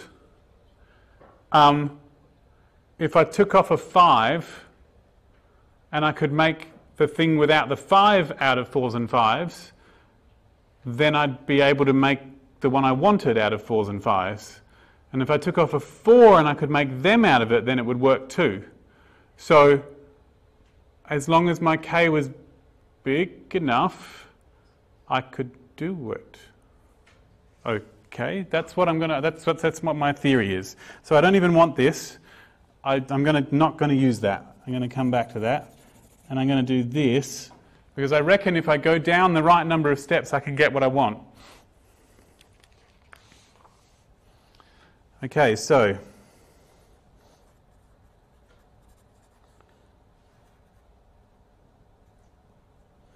consider k plus 1 minus 4.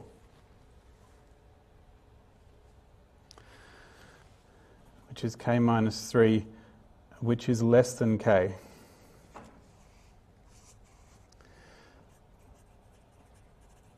There are x1, y1, let's call it x3 and y3, so that 4x1, 3 and 5y3 is equal to k minus 3.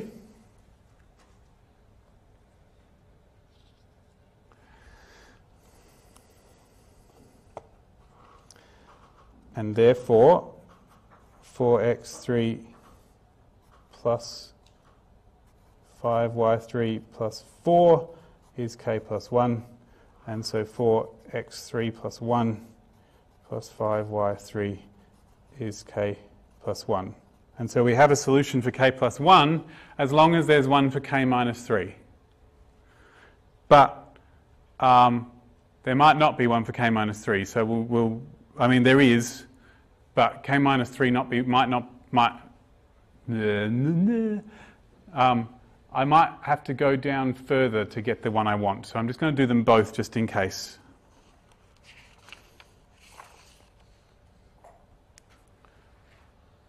To be honest, I only really need that one, don't I? As long as it's true for the one 3 down, it'll be true for this one. Like as long as it's true for the one 4 down, it'll be true for this one. That's what I've just proven. So as long as I prove it's true for the first 4, then it'll be definitely true for everything after that. I don't think I need to do anything else. I think I can stop there. Because I've gotten what I want, right? It's true for k plus 1.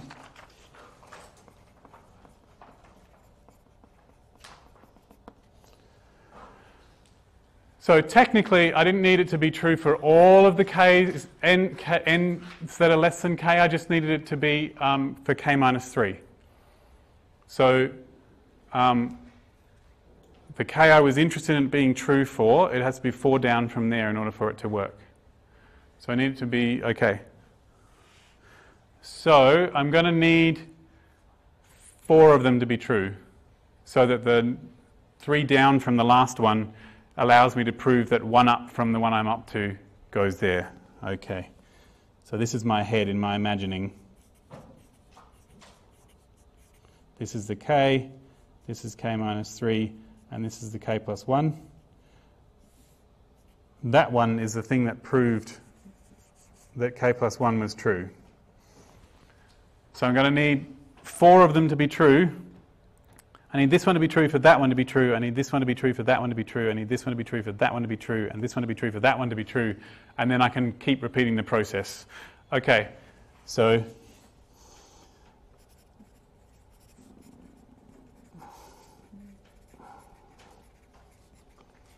I need the first 4 to be true. So when n equals 12, we know that 12 is 4 times 3 plus 5 times 0. That's correct. When n equals 13, that would be 4 times 2 plus 5 times 1, because I could do that. When n equals 14, 4 times 1 plus 5 times 2, it's beautiful. And when n equals 15, that would be 4 times 0 plus 5 times 3. That's kind of cool, like you took one off of one of them and put it on the other one. Sweet.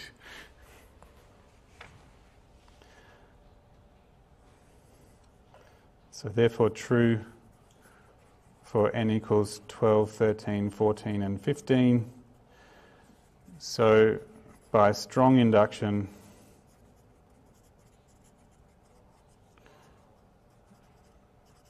true for all n greater than or equal to 12. I love it.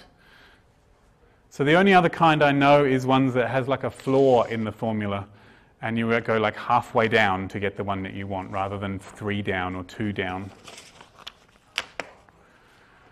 That's enough of that, I think. Except you may have something to say, which is fine too. So, how do we know when to use like normal induction versus strong induction? Great question. Let's have a look at what I did here. So the question for those who might not have heard on the recording is, how do we know when to use one or the other?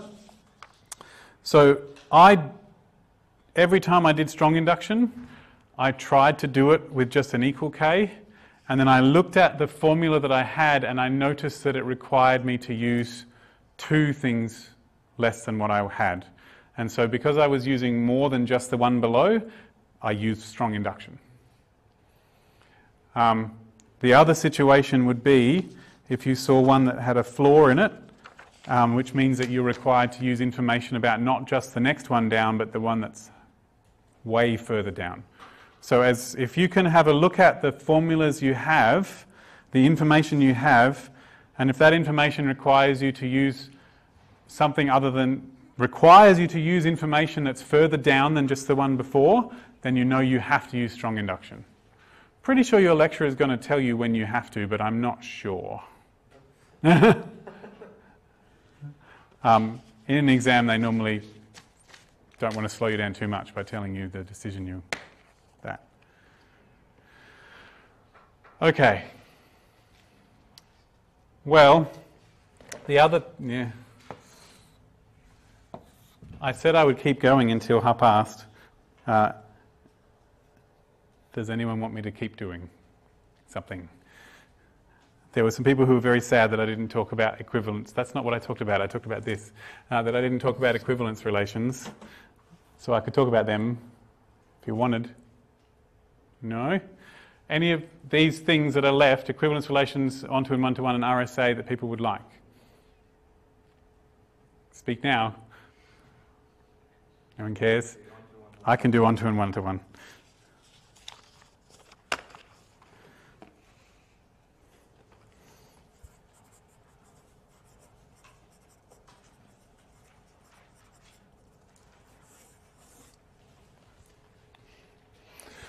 Okay, onto and one-to-ones are things that you can say about functions. Can you say them about relations? Probably. Anyway, functions.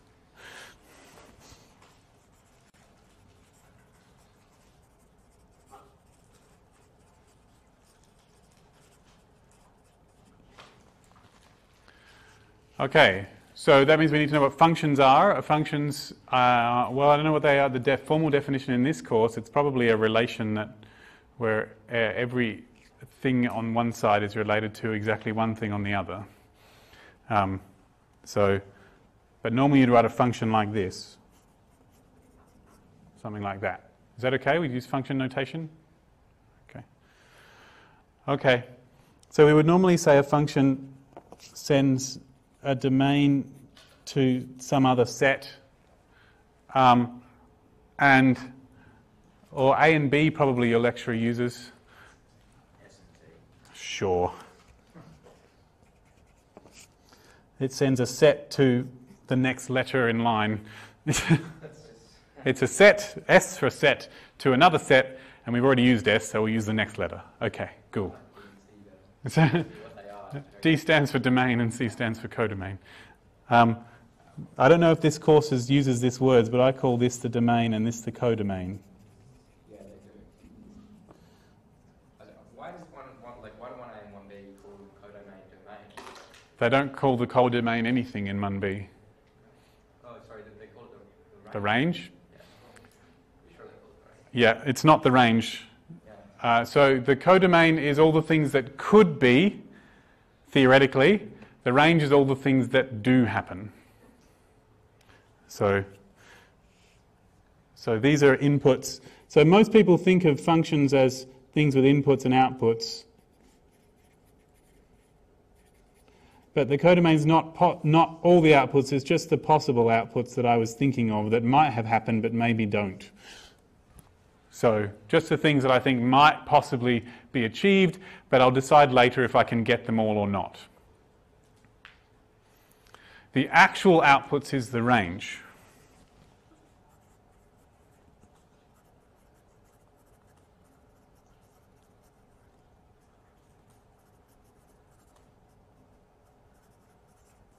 It's called the range.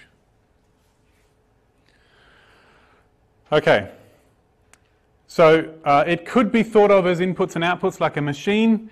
It could be thought of as just having a graph where you've got S's and T's and they produce a dot on the graph. It could be thought of as just a list of which S's go with which T's and thinking of it as a relation. And it could be thought of as both of them moving simultaneously and seeing and as the S moves, what happens to the T. They're all different ways of thinking of functions. Functions are a really general idea, so they have lots of different ways of thinking of them. But the machine of having an input and getting an output is the most common one, and it's the most useful one for most people. So onto and one-to-one are statements about how the things in S are related to the things in T. So the definition of onto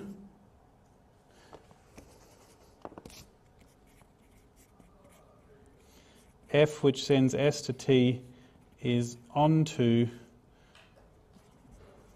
when for any T in big T there is an S in big S so that F of S happens to be equal to T. That's my definition of onto.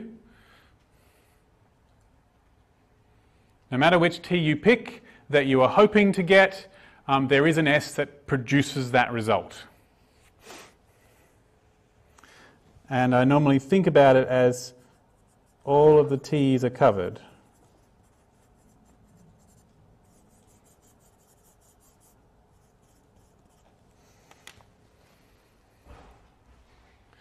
All the S's are covered automatically by the definition of function. The definition of function says that you have to be able to have it's the domain, it's all of the ones that you're allowed to use. So you have to use the whole of S, but you may not cover the whole of T in answers from S. So that's the definition of onto, and the definition of one-to-one is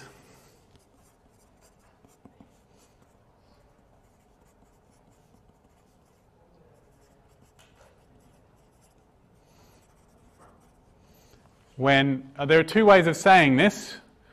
The most common that I know is this one. If f of S1 is equal to f of S2, then S1 has to be equal to S2.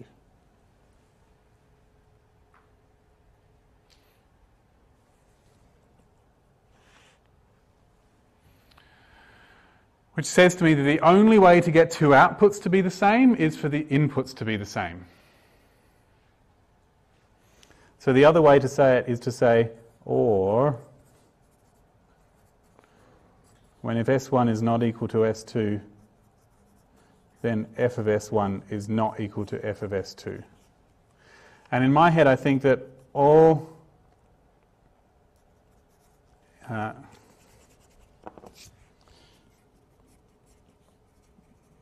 different inputs produce different outputs.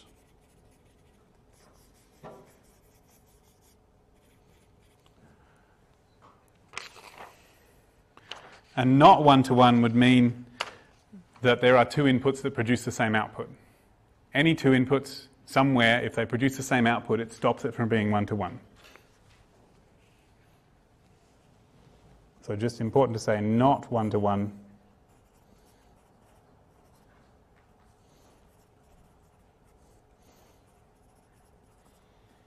Somewhere f of S1 is equal to f of S2 for different inputs.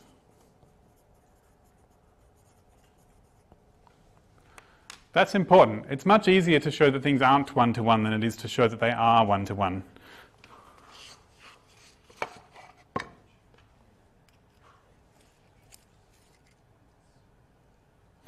Okay, so what I'm going to do is I'm going to find the first page.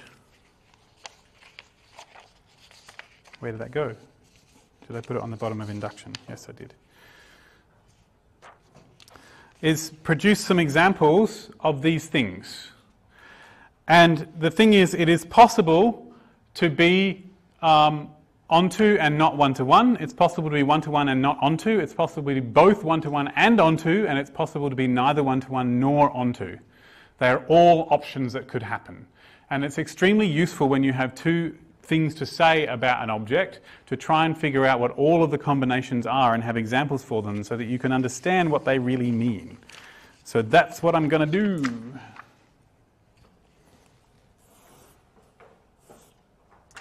If my pen works, pencil works.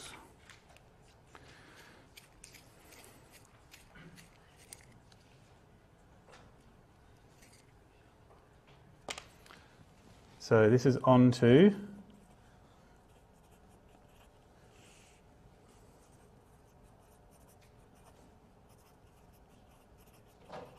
I'm going to have onto and not onto, and I'm going to have one-to-one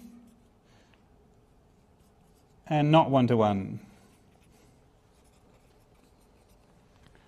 So onto at the top, not onto at the bottom, one-to-one on the left, not one-to-one on the right.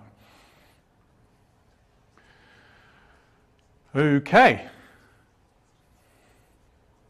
And in this space I'm going to fit several examples.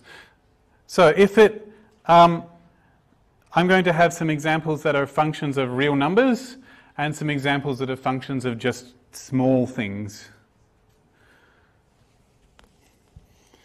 Well, classic function of real numbers,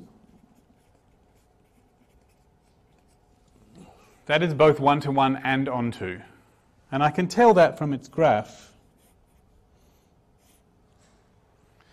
That straight line, which is what y equals 2x plus 1 is, every point on the y-axis is covered by this.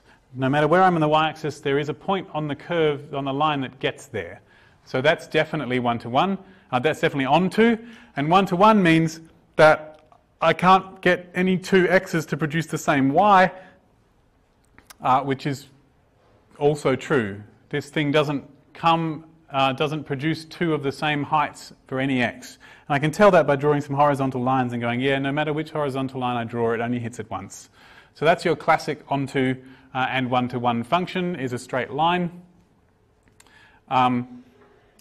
Cool. So let's see if I can do a one-to-one and onto function of smaller things.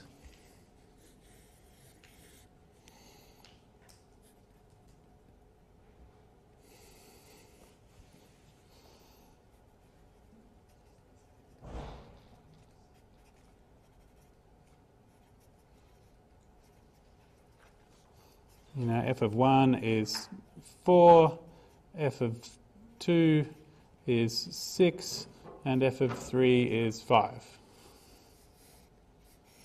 It's totally one-to-one and onto. I've covered all the outputs, 4, 5, and 6. They all happened. And every input has a different answer. So that's both one-to-one and onto. And as a picture, I can draw that in an interesting way, which helps me know whether it's one-to-one and onto. Here's the 1, 2, and 3. And here's the 4, 5, and 6. the 1 went to 4, the 2 went to 6, and the 3 went to 5, and everything that ended up at the other end is covered. And so it's onto, and everything on the left-hand side went to a different place, so it's 1 to 1. All right, let's see if we can figure out something that's onto but not, well, that's hard. Let's figure out something that's not onto but is 1 to 1. Oh, maybe we'll do this one. I can do this one easily.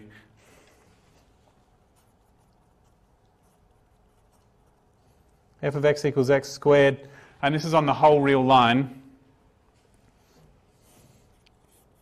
It does this. And I can tell it's not onto because the only y values that I'm capable of producing are the positive numbers, and I can't produce any of the negative numbers. And so it's not onto. And it's not 1 to 1 because it's possible to produce the same output value with two different input values. So there are horizontal lines that cross it more than once.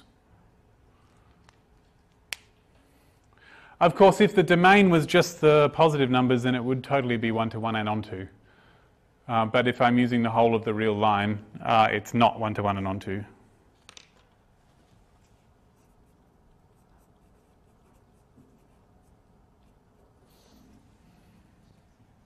Okay.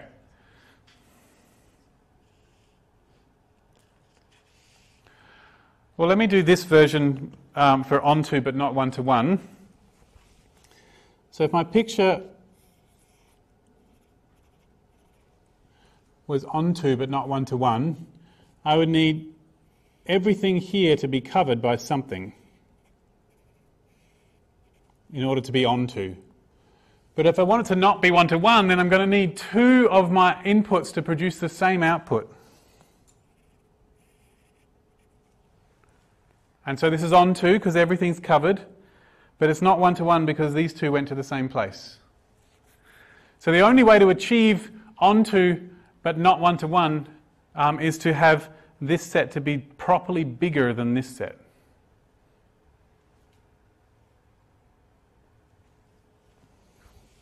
So we could have, f of 1 is 10, f of 2 is also 10, f of 3 is 11, and f of 4 is 12, something like that.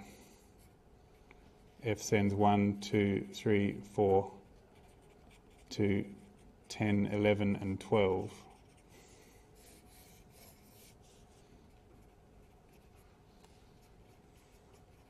Something like that would do. I could have chosen any letters or numbers that if I wanted. So let's see if I can think of a real number function that is onto but not 1 to 1. Somehow it has to cover the whole real y-axis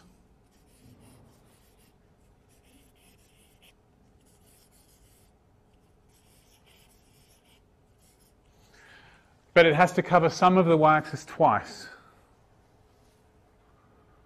So it can't be one of these, because even if it was up this way, it's going to have to come back up again. So something like, is that what you're saying? Yeah.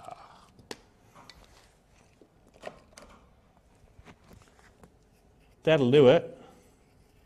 It manages to cover the entire real the entire y-axis, but there are some ones that only hit it once. Like that, these one hits it 3 times. It covers some of those y-axis numbers 3 times. Okay, so f sends r to r by f of x is, oh gosh, x minus 1, x plus 1. That'll do it. I couldn't just do x cubed because that doesn't have that kink that makes it cross over itself. Okay? So now we're left to not onto. Oh, I didn't fill this one in. Oh, I'll get back to that. Not onto, but definitely 1 to 1. Okay, so if it was 1 to 1, then everything here would produce a different answer. Oh man, I'm running out of time. got 5 minutes. Everything here would produce a different answer. So that's 1 to 1. But if it's not onto, there have to be some things over here that haven't been covered. And so that's like a dot picture of onto, but 1 to 1, but not onto. So this could be 1, 2, 3. This could be 10, 11, 12, 13. So F sends 1, 2, 3 to 10, 11, 12, 13. F of 1 is 10. F of 2 is 11. F of 3 is 12. So everything has a different answer, but I don't cover all the possible answers I was thinking of. Seems like a bit dodgy to go, oh, I'll just have an extra one that we can't get. Yeah, it does feel that way, but sometimes it happens for you and you didn't plan it. Let's finish this one off over here. So it has to not be 1 to 1, which means we need at least 2 of them to produce the same answer. And it has to not be onto, so I need one that isn't covered. So just to make it feel nicer, I'm going to do that, because that doesn't feel so bad. So it's not 1 to 1 because 2 of them produce the same answer, and it's not onto because one of them's not covered. So F sends 1, 2, 3 to 10, 11, 12. F of 1 is 10.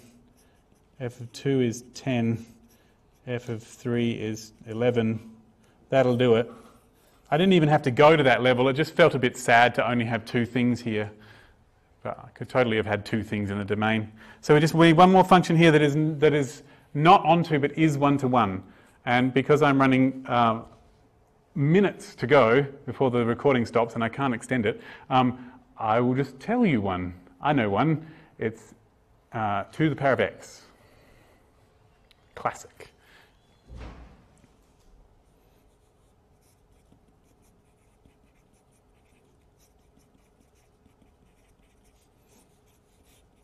I'm allowed to use anything I want, and I can produce any positive number I like, but I can't produce any negative numbers, but no 2 inputs produce the same output. So I'm able to produce all of these, but I can't produce any of these, and no matter which horizontal line I draw, it always only hits it once. Or none at all, but that's fine. So they're the classics. And any graph that does that sort of tends to slope upwards or downwards, but doesn't cover everything, that's 1 to 1 but not onto. Yeah. So there's some examples of what they look like. If it is onto, then you have to have at least as many things here as there are here. If you don't have enough in the domain to cover the whole of the codomain, then it's not going to be onto. And again, to be 1 to 1, then you need enough places for these things to go. If there are fewer things over here than there are over there, then you're not going to be able to fit them all. Yeah. There you go. So that's how I decide about it. And recording is about to stop.